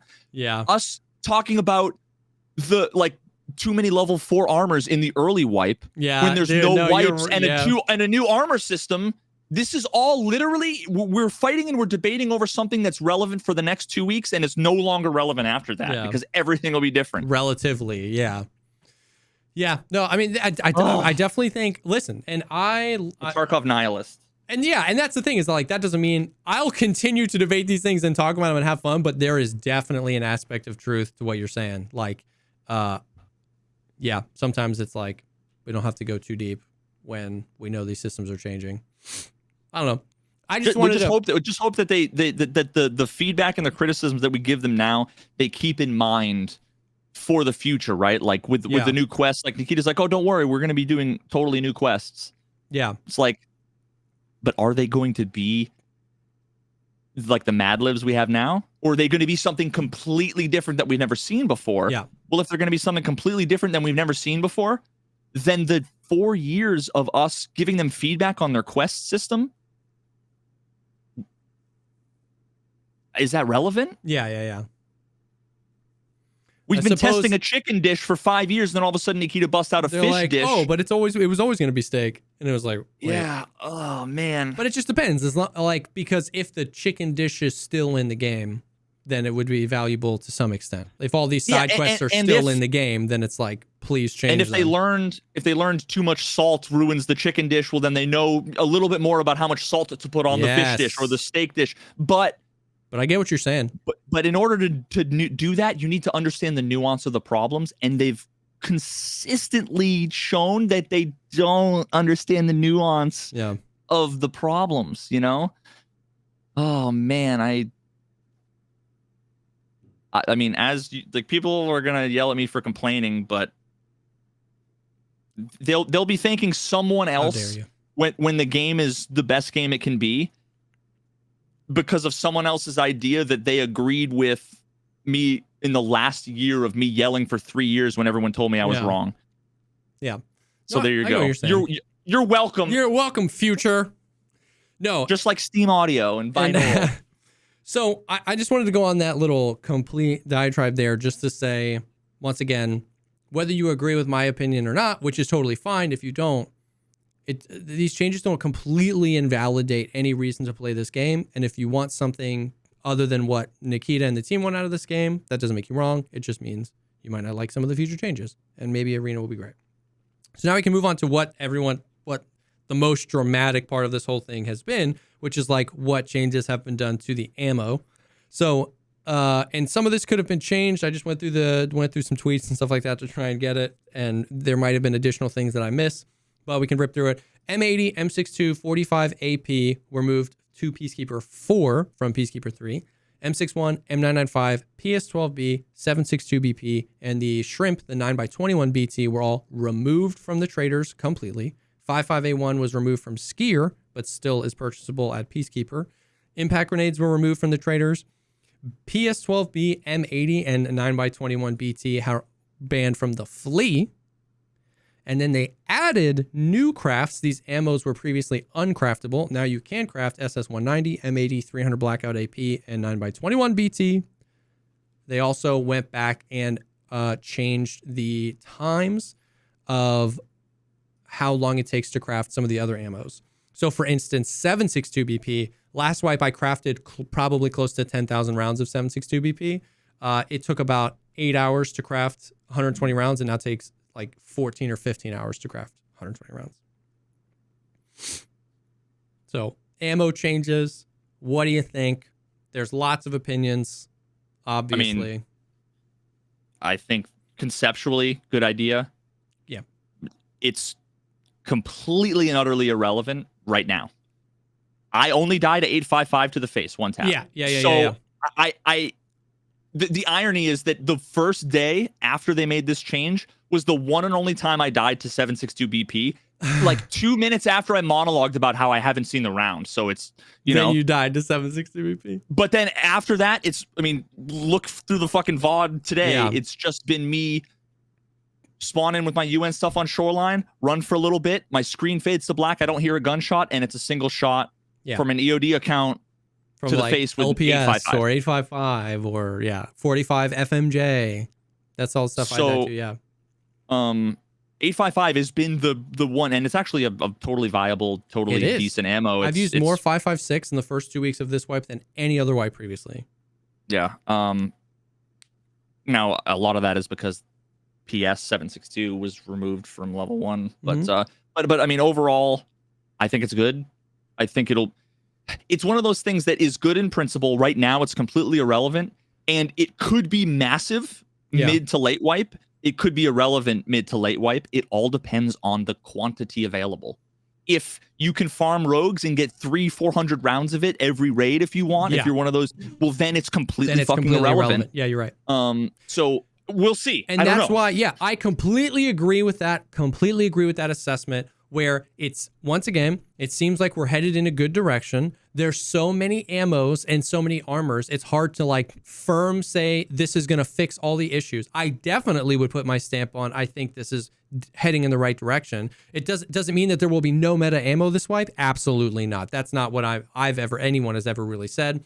And like you said, it also depends on some of the other things. If you could still farm BP from the raiders, that's why I was intrigued and excited that they added new crafts and adjusted some of the other crafts, because that at least convinced me that they were thinking about it at least a little bit more broadly than they normally do and not so narrow, right? They put M80 at level 4 Peacekeeper, and people, it's like you killed their dogs. People were so pissed, but you can get level 2 Workbench before you can get level 3 Peacekeeper, and it was at level 3 Peacekeeper. So which ammo again? Say that one more time. M80, yeah. So now BCP though is fucking big. It's been buffed, dude. Yeah, yeah. It's the new M80. That's the thing. Exactly, and that's the thing. Is that like, was it buffed? I didn't even know if it was buffed. I don't know if it was buffed. I just know that there was never any reason to use anything other than M80. Yeah. And I was actually kind of annoyed at the lack of M80 until I looked at BCP or BPZ or whatever the fuck BC. It's like got pretty dope stats. Yeah. So TCW has 34 pen and 67 damage, and BCP has 31 pen and 88 damage, which is a one tap to the chest if they're unarmored or if they have class. Anyways, the point I was trying to make is whether you love it or you hate it, or whether the craft is good or bad, at least they were thinking a little bit broader and like made a craft for it. And that craft is accessible earlier if you get up your workbench, which isn't terribly hard to do, earlier than level 3 Peacekeeper. So the access to it is, you know what I mean? Now I did the craft, and it's like not amazing, and you only get 80 rounds out of it or whatever. But it was like, people just like, we've talked about this so many times that like I'll die on this hill that like in a world where there was no audio issues, where the netcode was perfect, where the scavs were fine, and if you take 10 deaths where you were running BCP over M80, not over M61, M80 or BCP, of those 10 deaths, 8 of them were probably because you were out of position or there was more of them than you thought. You know what I mean? It's like we get so hung up on this. And so, I don't know, everybody lost their goddamn mind over M80 being moved. I'll gladly use BCP and C. I don't know. Like, I'm not saying it's going to feel like cheeks to shoot somebody in the head and they don't die if they have a class 4 helmet and I've got BCP and I have to shoot them 3 times with a 308 gun. Yeah, whatever. But I'm not stamping these changes as perfect and complete. We might need to adjust the barters. We might need to adjust the craft. We might need to adjust that stuff. But it was just like, it is not the end of the god dang world. Like, you can kill what is, people with guns and bullets in this game. Oh my god! Unless you're on the pistol quest, have a Beretta and only have PSO. Because fuck that, dude. PST has like 9 mil is so garbage and has been for so long. Before it was only AP was like the only thing worth using. Yeah.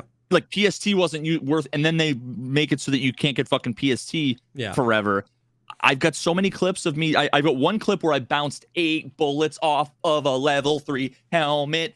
8 bullets. My pistol is going bang, bang, bang, bang, bang. I've got my crosshair on your fucking eyeballs. No face shield. The fucking penis helmet. And it's like, that's not a skill issue. You know, like I hit 8 headshots and I die to the guy with the shotgun who misses me like 17 times. But it's like, what am I supposed to do? Just give me PST. That's like the minimum viable, like ammo for 9mm. Yeah. That's all I want. 9mm PST. My favorite thing is like people get so weird about like the ammos and stuff like that. Like I love when like during the BP meta, like 2 wipes ago when it was like bad and like you could get BP everywhere. Every rogue had BP. Like people would get so offended if they got face tapped with PS. You know how many like clips you could find where people are like, PS? It's like he hit you in the face and you didn't have a face. It's like they forgot bullets work if they're not meta. You know what I mean? It's the same thing. Like, you know how many times I've seen clips where people are like BCP, that guy's sus. It's like, you got shot in the face, my man. Like, what do you mean he's sus because he used an ammo that had 36 damage and shot you in the face? Like, it's the same reason why people will say like the worst 308 round is fucking garbage, but like another round is but 9mm AP because it's goated. Yeah, it's because it's the second best ammo in another caliber. It's fucking OP. Just like with fucking SP5 and back in the day with all that other shit. But now a lot of it has to do with fire rate. Yeah. So, but there are plenty of examples where people look at the stats and like, I'm not going to use that ammo because it's like the 6th best in a caliber when like people were complaining the other day about 545 PP. Like they don't because they can't get BT. Yeah, it's like PP is great. 36 pen. That's insanely good. If you think 36 pen is bad, you can't win with anything. Yeah, dude. Yes, you. I'm sorry, but you can't win with anything.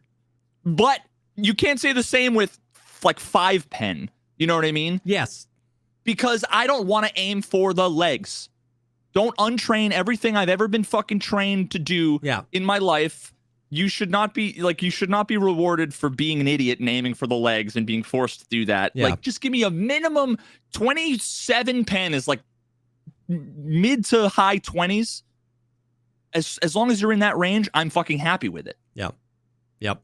In my opinion. And the other thing is like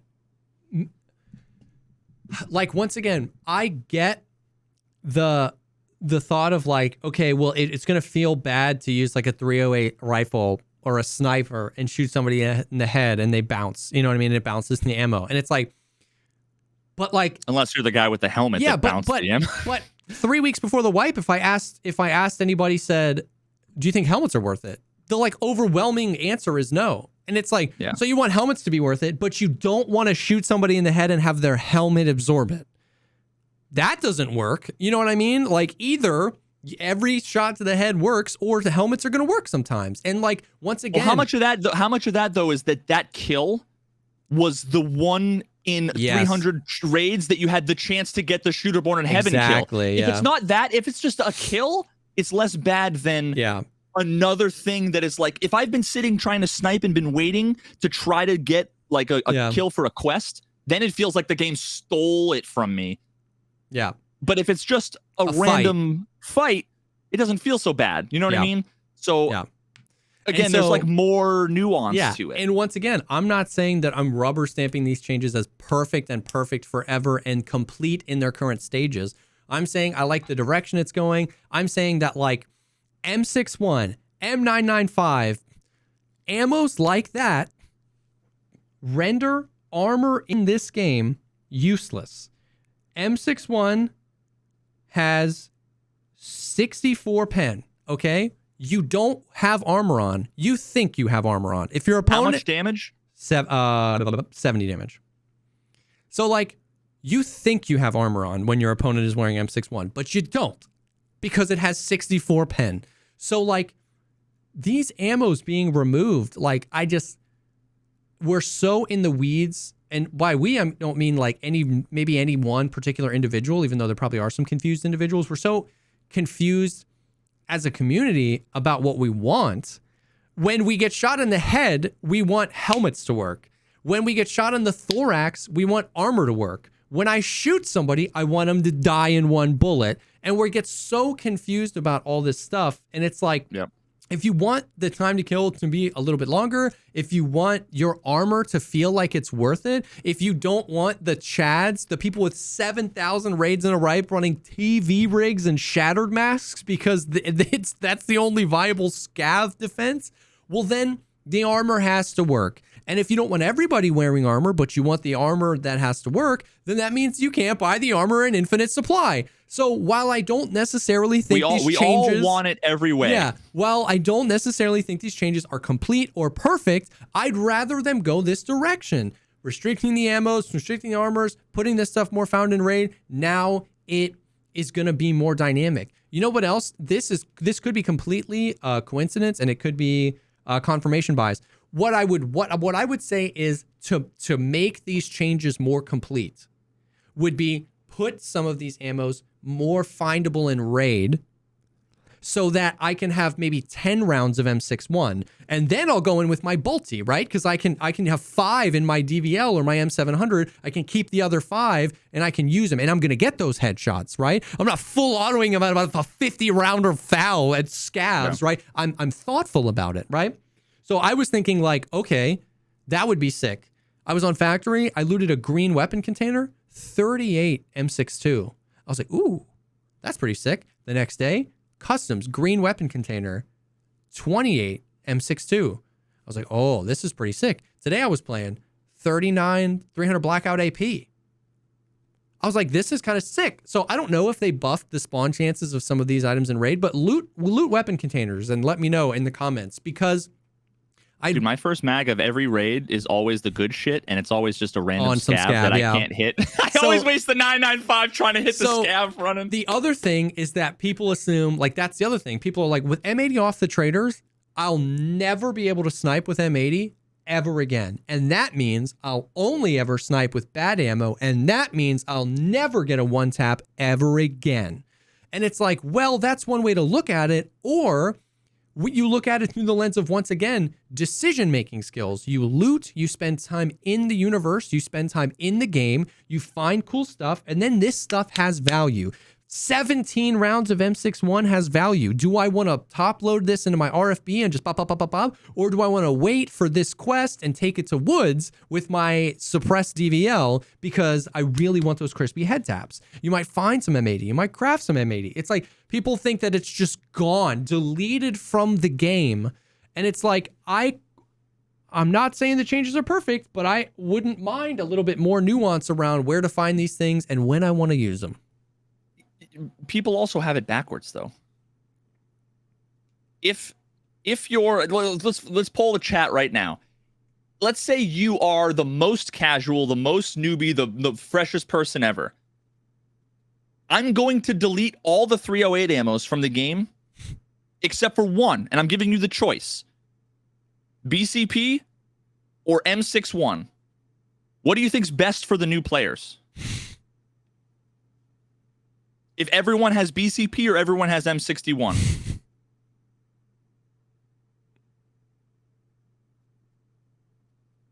So yeah, they know it's a trick question. I also asked like almost 2 different ways like that negated each other, so I'm not sure if I asked which one they wanted to keep or which ones they wanted to get rid of. Anyway, trust me, if you're a new player, you pray to God that the guy shooting you has M61. Yep. It's got less damage. Because it's got less damage. The BCP is going to one-tap your thorax. Yep. The M61 isn't. Yep. You're not wearing an Alton. Exactly. That's the only time the M61 is relevant is when, if you're wearing an Alton, you'll get one-tapped. Yeah. So, this is the other thing where it's like, and if you're a Giga Chad, and all you run into are mid to low tier players, you don't want M61. You want BCP. Yeah. Right? So people need to recognize that like the ammo that has higher pen it almost always has less damage. Yeah. So everybody has it backwards, like almost all the time. Because they look at the changes in a vacuum. They say last wipe, everybody was wearing... Well, they look at the changes in a vacuum and they make stuff up. It's like, well, everyone wears slicks, so pen is everything. And it's like, well, some of these changes restricted armors and made some of the higher tier armors less. So it's like these changes aren't in a vacuum, right? They removed some of the high tier ammos and they removed some of the higher tier armors. So that kind of works together with each other. And it's like, not everybody wears slicks. Maybe when like pre-wipe starts, you know what I mean? But like even 2-3 months from now, it's not like slicks are everywhere. You know what I mean? You don't need 64 pen. It's just when the best is infinitely available and you've got infinite money, why not use the best just in case, right? You know what I mean? Like, yeah. Yeah, I don't know. That's why, bro, that's why, you know how many times my favorite gun in the game, probably right now, I use it the most, is the MP7. I love that gun. I've always loved that gun. I had a weapons case full of MP7s last wipe. Before pre-wipe started, ask me how many times I used FMJ or APSX. Because the answer for the entire 2,000 raids I did last wipe, or 1,700 raids before pre-wipe started, was less than 5 times I used FMJ. It was subsonic, which you can get from like level 2. You were using subsonic? Using subsonic. The entire wipe. I have clips of me killing people in a wrist T and a slick with subsonic ammo. And I did it because I genuinely like subsonic better because of the recoil reduction. And then it changed. And it wasn't because I liked the ammo anymore. It was because I knew that these people would come into my chat and ask me and not physically be able to compute. There is higher pen. There is higher pen. There is higher pen. And it's like, well, one, it reduces my recoil, and the more shots I can hit, the better most of the time. And two, it just becomes this principle of like, you can kill people if you play well. You know what I mean? There were multiple times where I would swing on a guy and I literally, and I have clips where I was like, that was a subsonic moment where it was like the stars aligned. I got a guy, he's got an Alton. I missed my first few shots. I hit my second 3 shots because I didn't have APSX. Those 3 didn't pen and I died. But the amount of raids I used an MP7 with subsonic and the amount of times you just melted them and it didn't matter. And the amount of times that I said that was a subsonic moment. So it's like people just they just can't comprehend that you can be successful with anything than the best or the best thing available. And then it's weird. I don't know. Yep. Yeah, I mean, the problem is that people were having a debate earlier in chat about like the complexity of the game, whether it's complex or whether it's not complex. And this goes back to what I said earlier about like everything being so intertwined that and also changing in the future that it's like, what the fuck do you do? It's like a tangled knot. But like looking back at some of the OG clips from like 0.7, 0.8, I have a video that's like gear doesn't equal skill kind of thing. And it's me like as a scav with like a grotch running 9mm, just like one tapping dudes wearing the best gear in the game, which at the time was Mandible, Fast MT, Fort. And it was because I had the skill to put the crosshairs between their eyes.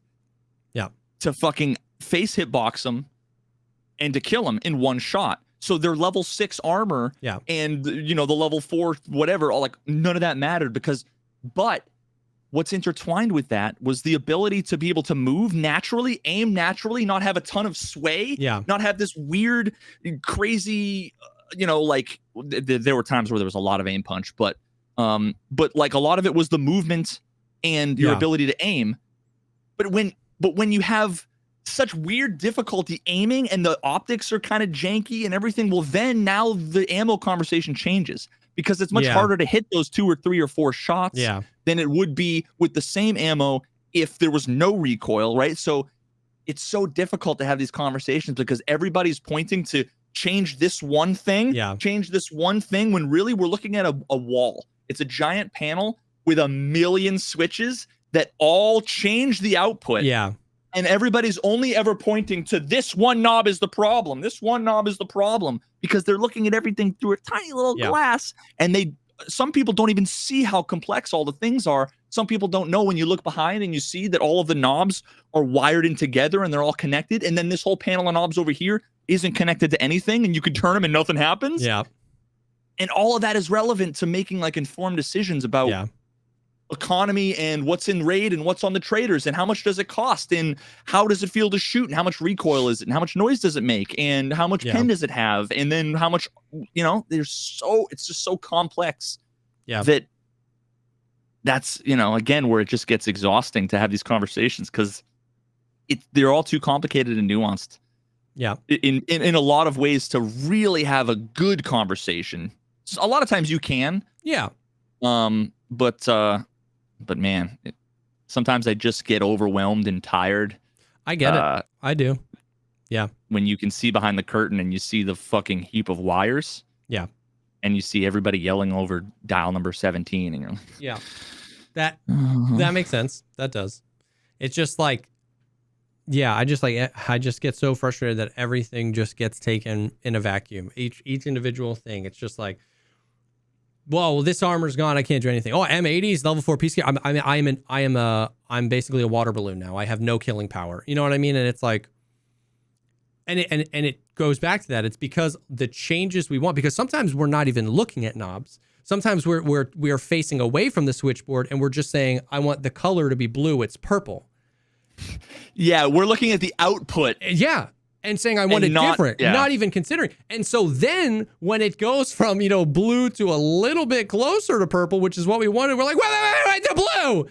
And it's like, well, it's because there's so many things. So these are things that we want. We want helmets to work. We want time to kill to be higher. We want armor to actually do something. We want chats to not have everything. And then anytime any progress is made on any one of those things, the volcano explodes. And it's like, well, now I am this and that and this. And it's like, turn around and just look. Like, that's the thing is the switchboard is more complicated than we think.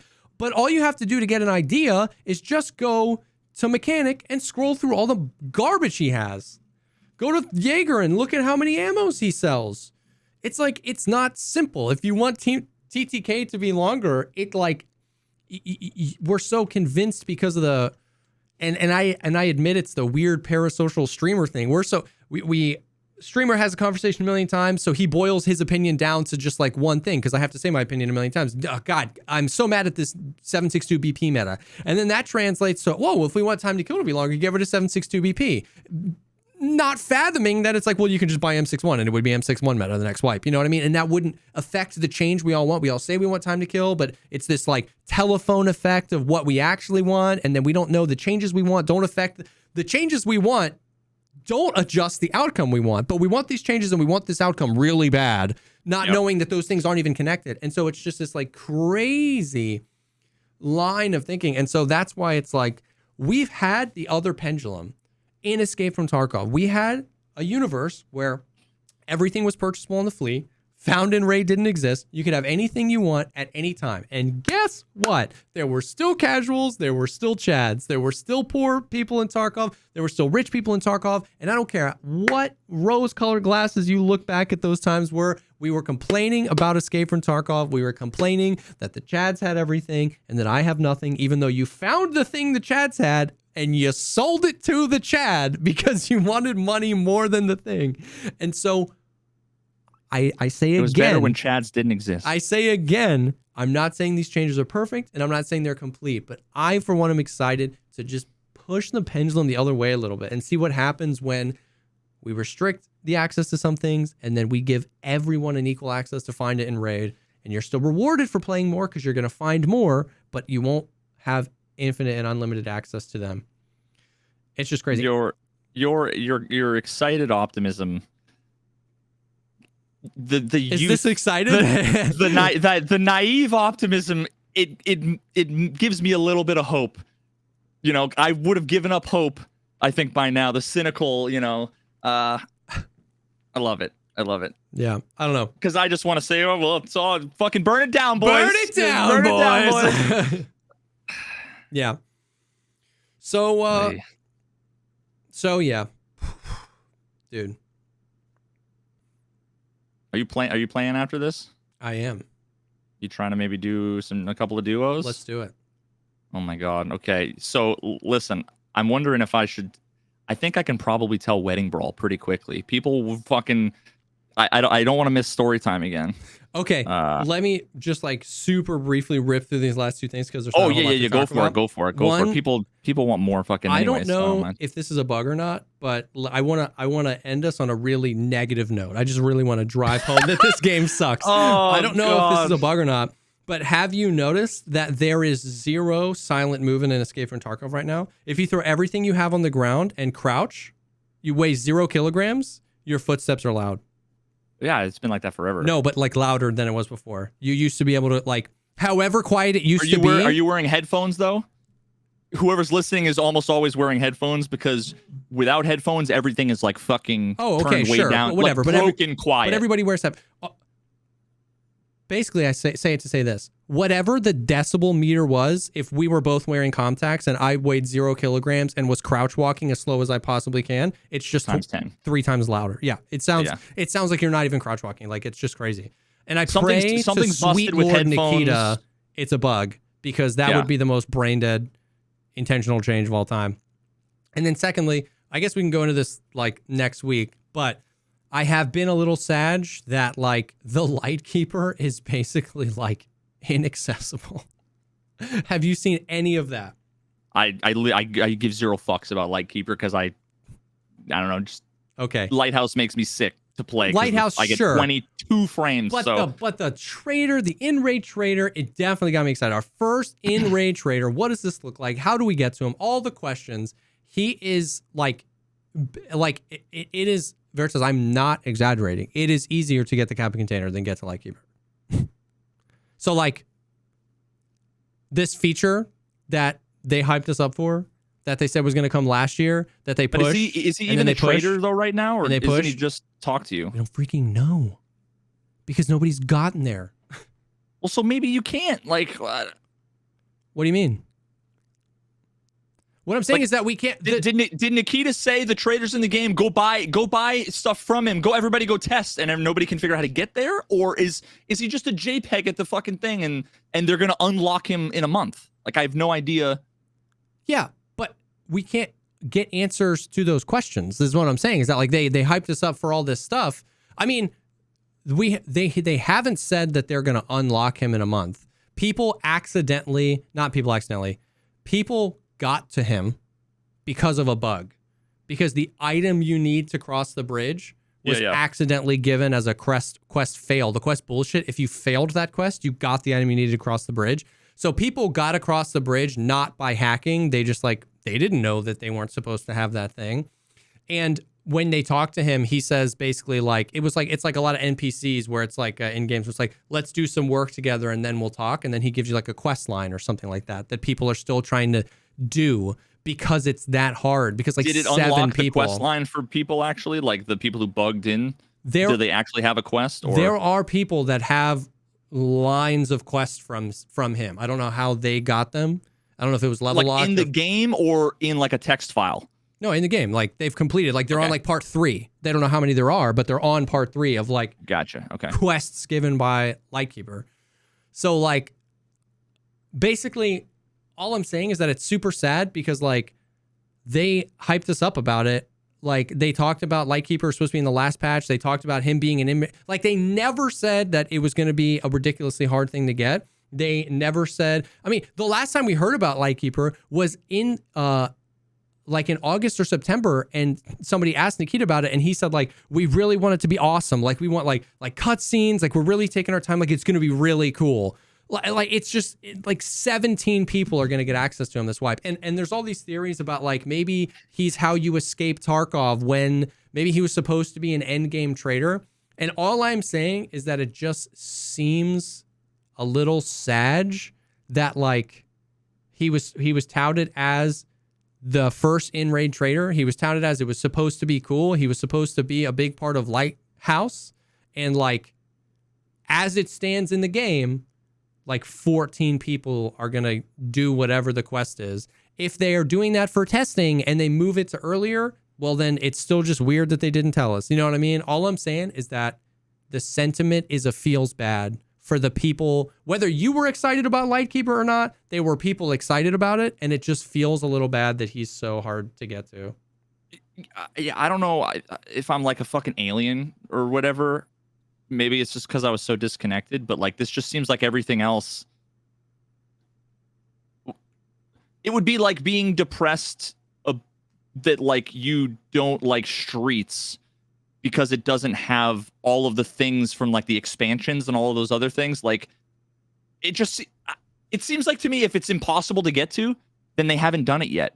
Their mistake was even putting part in the game, sure, so that it could accidentally be found. But to like, that's fine. So but I'm just saying it feels bad. Let me just understand what you're saying. It sounds like you're upset that it's too hard to get to, or that's a part of it. So you think not many people are going to experience it because maybe if I'm saying, it sounds to me like it's not supposed to even be seen yet.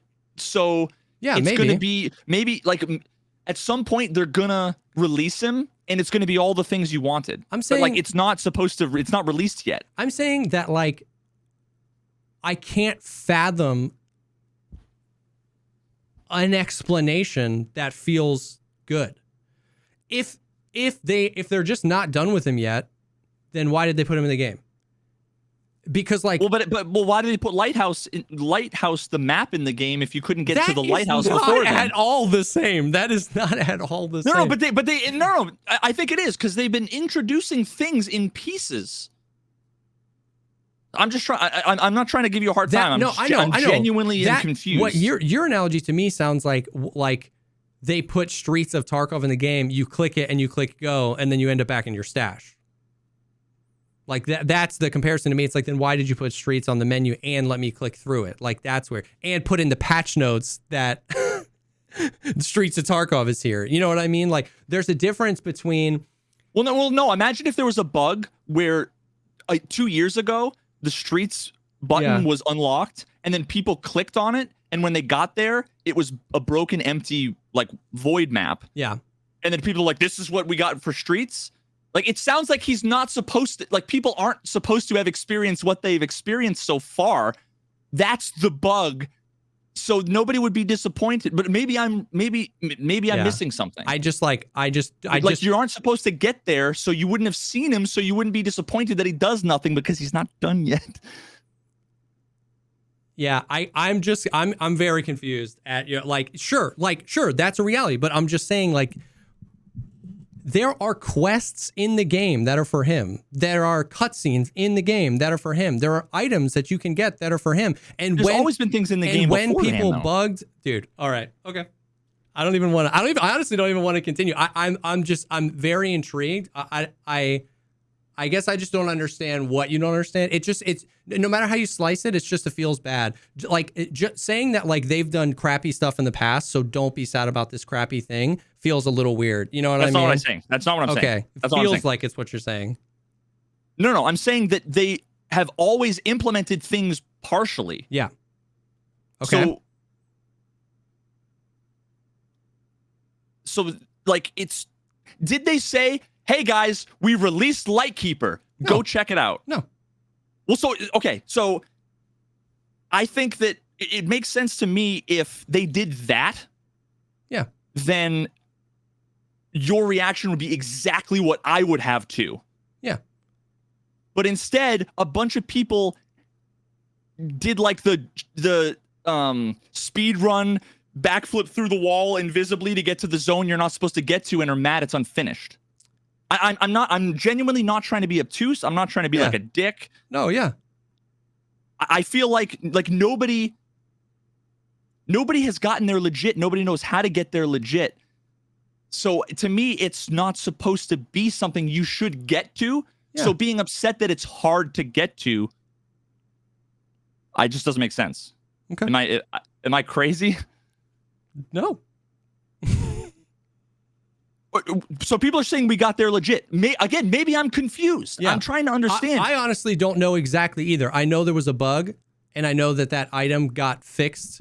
I don't know if people have gotten there legit. You guys can't give me shit for saying I don't get it when nobody's told me. Yeah. I'm asking. I don't know if people have gotten there legit either. But okay then. Yeah. No, it's fine. I'm saying okay then for chat. So don't be like, Veritas, you idiot, when you don't even know. Maybe they did. Chad, has somebody gotten, since the bullshit quest bug was fixed, has somebody been out to the Lightkeeper? I actually don't know. It got kind of weirdly controversial with the people that were reporting it, so I just kind of like separated myself from that. Okay, so it seems like somebody got there legit. Yeah. I guess according to chat. And I don't even know what it looks like. I don't know any of that stuff. So people need to stop malding at me like I don't have any judgment. I'm just trying to understand. Yeah. I don't give a fuck about Lighthouse, so I'm not mad. Like, I'm not trying to defend BSG. I have no stake in this game. None whatsoever. Yeah. So people have gotten there legit.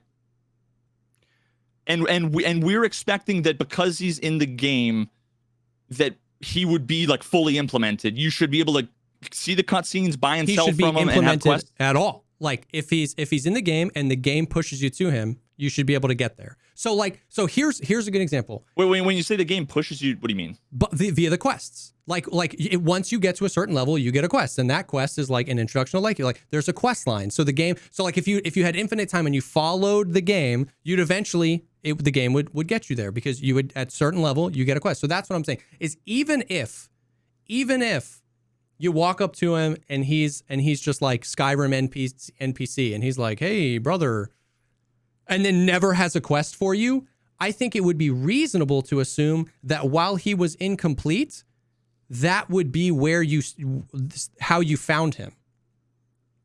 Right? Like whatever. So if he was implemented only as a PNG, but there was a quest line that was required in order to get to him legit, and people got to that quest line and people got to him, even if he was incomplete, I think it would be reasonable to assume that even when he is complete, that would be how you would access him. Yep. And those quests are harder to get to and complete than like the Kappa container. And so what I'm saying is whether he's fully implemented or not, it just feels bad. Now I completely understand. Yeah. And I completely agree. Yeah.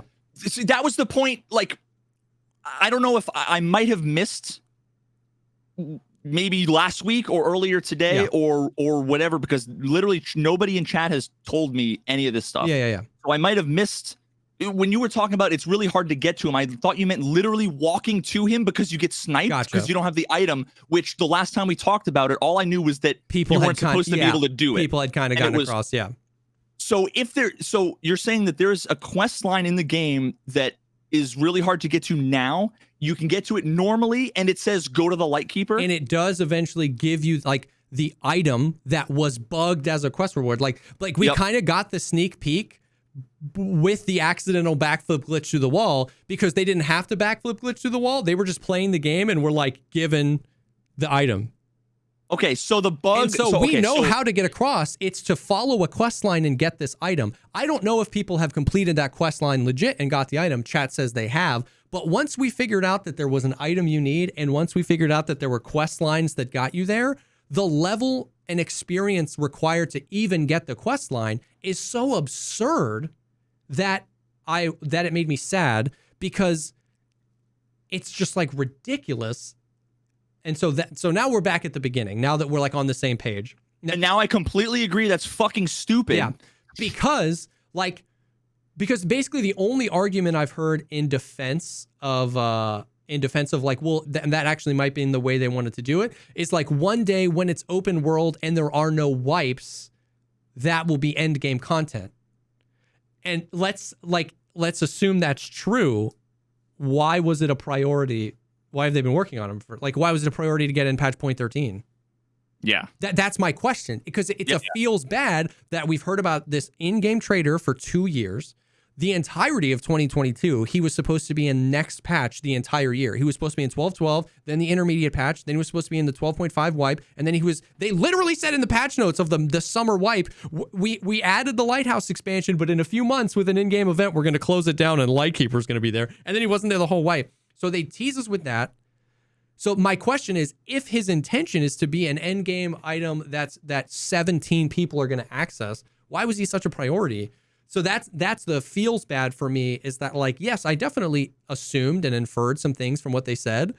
That like when they say in-game trader, I'm thinking as accessible as therapist maybe, but just in raid. So maybe I had some assumptions. But what all I'm saying is that it just feels bad that like, I don't even know if I want to go for Kappa this wipe because of how much of a grind it was to go for last wipe. But dude, leading up in the few days leading up to this patch, I was saying, yes, I'm excited for Streets, but I think that I was like, I think the thing I'm the most excited for is Lightkeeper, because he has so much potential to inform us on how the future of the game is going to be. Like having an in-raid trader, I was like, man, I'm so excited. So all I'm saying is that it's just a feels bad that it's like, I have to like do something harder than getting Kappa to get to him. Now we don't know what he sells or what he does yet. Yeah, Maybe some people do. I haven't seen that. But so if he was in game as he is now, and let's say there's a cutscene, but you can't buy and sell from him or whatever, but you could get it like unlocking Jaeger, right? Like it was. Would you have a different sentiment? I'm trying to figure out, like, is it the fact that he's accessible and not finished, or is it the fact that he's so hard? The only way my sentiment, would change was if they confirmed to us it's only really hard temporarily. We're gonna make it easier later. Then I'll be like, oh, okay. But totally agree with you. But 100%. no matter what he sells, whether what he sells is irrelevant and stupid or really, really cool, either one of those outcomes, I would still be like, well, why is he so hard? You know what I mean? Like, yeah.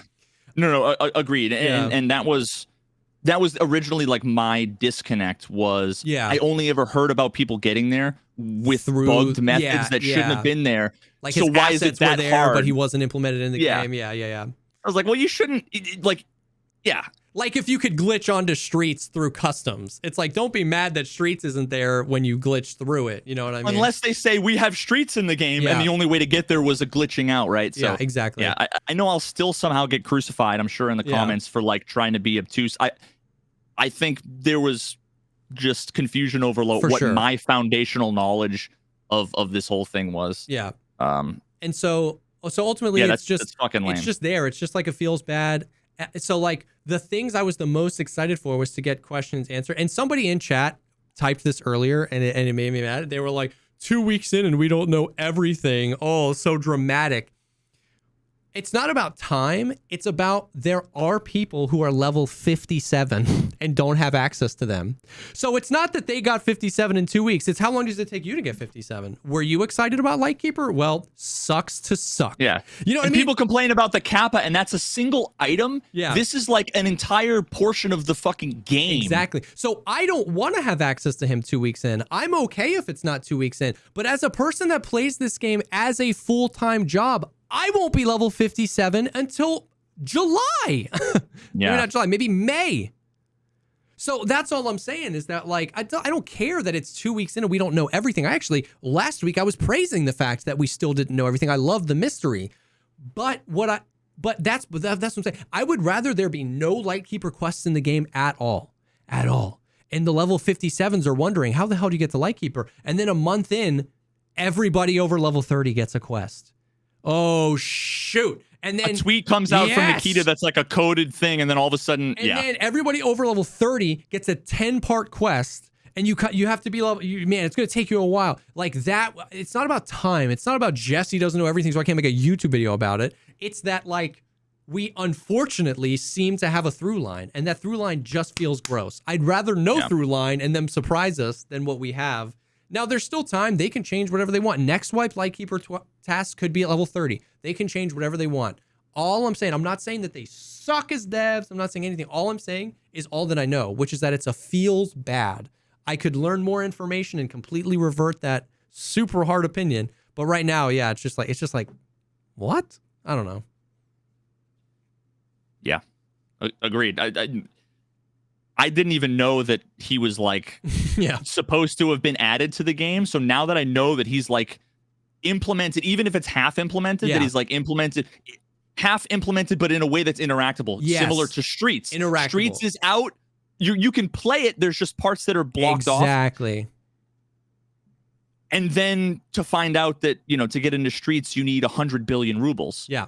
I would be like, what the fuck are you doing?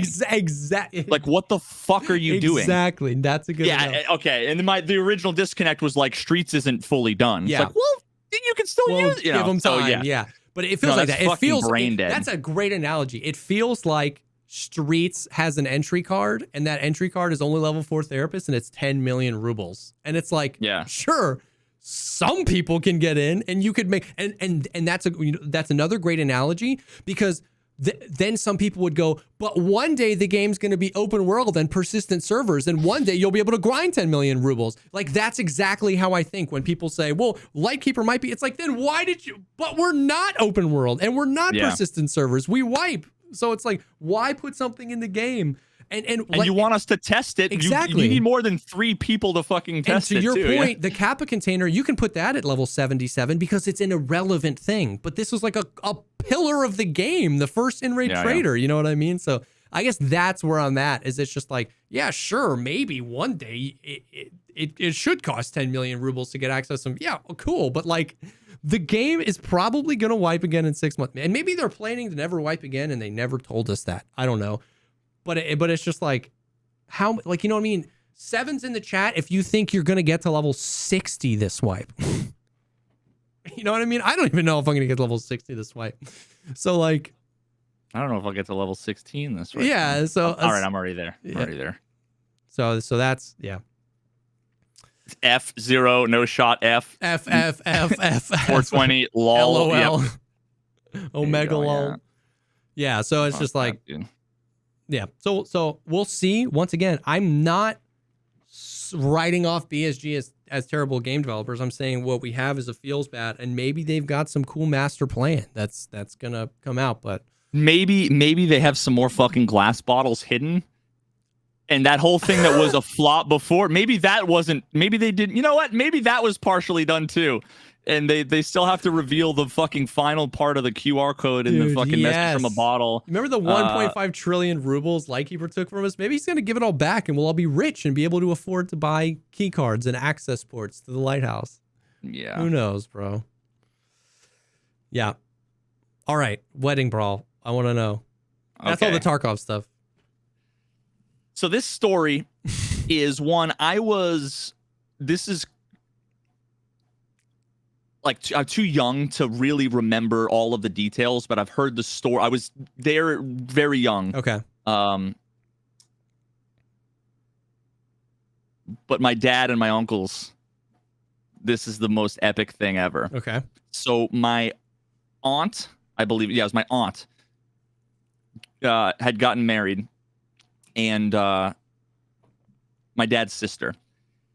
And after the wedding, the whole like party, they were just having an after party. You know, this is like fucking, I don't know how many years ago, 30 years ago or something. The 70s. They were having the party just at someone's house. Okay. At my aunt's house, or my grandfather's house. And just randomly out of nowhere, knock on the front door. And they open it up. And it's this guy who's like strung out on meth or something, bath salts. I don't know what people were doing, just completely. And he was like, here for the party. And he's like, we're like, not this party, dog. Like, nobody here knows you. This party. I think there was like another wedding somewhere or something, but he was fucked up. And he's like, no, this is where I'm supposed to be. We're like, no. The guy on the front steps, his reaction to this, with like kids around, it's a wedding, family, friends, unzips his pants and whips out his cock and balls and just starts flinging them. My dad, Adam Vinatieri, kicks him in the fucking twig and berries. Just kaboom! Bro. The guy, your dad's doesn't awesome. Flinch. Oh God, he's that fucked on whatever. And then all of my uncles, my grandfather, just like, I've never seen a worse. Like, just fucking. I'm surprised the guy didn't die. Just a bunch of just like 40, 50, 60-year-old men just fucking on top of him, just dude. Taking turns, just kicking him in the town, dude. This guy got so fucked up. It was unbelievable. And the cops came and they're like, yeah, we know the guy. tossed him in the back of the car. It just the most amazing. I remember seeing like my grandfather. I'm picturing like Dragon Ball Z, the streaks of light. He's just like flying through the air, dude, off the front porch. But holy shit! No, this wasn't in GTA, boys. This was real life. In GTA, a guy strung out on crack or something shows up, whips out his twig and berries, his Dragon Balls. Old man goes to the fucking the field goal. And the dude doesn't flinch, which is like, you know. Bro, your dad is. I need to meet this man. After dad fight, he's like this tall. Dude, after dad fight and this story, holy cow! Oh God Almighty! I'm out of breath now from that. That's insane. How old were you approximately when you witnessed this? I don't know. I think like 3, 4. That's. But like you said, I'm sure this story has come up a million times. You remember when we beat the hell out of this story about the guy whose Dragon Balls I saw when I saw that guy's Dragon Balls. Tell me all about. Oh my God, bro! But what a wild thing! It's like, yo, you're at the wrong place, homie. No, I'm not. Zip. Like, yeah. How far in outer space are you to just like? Oh man, he went back like a million years to just like marking his territory. Like, no, this is where I'm supposed to be. I don't know what his end game was for that, but it's just that's everybody's all their ties undone and shirt buttons ripped and stuff, and they're just like, all right, well, let's go back to the party. The last part, you want to be vulnerable in that moment when you're like, no, this is where I'm supposed to be. Yeah. So next week I want to talk about, I was talking about this on stream. I want to talk about firing an employee. Okay. Because it's actually like a really interesting ethical discussion. And this is one of the moments in my life where I actually I feel like a big mistake and I regret, and I feel like I didn't do the right thing. Interesting. But it wasn't an easy choice. It's kind of like, do you stand up for your homie or do you do the right thing? And then what happens when, maybe they put you in not the greatest position? What do you do? It's interesting. So I want to like put a stake down and say, I want to talk about that next week. That's I think that'll be an interesting discussion. I like that. Anyway, I'm out of breath. Dude, what a podcast.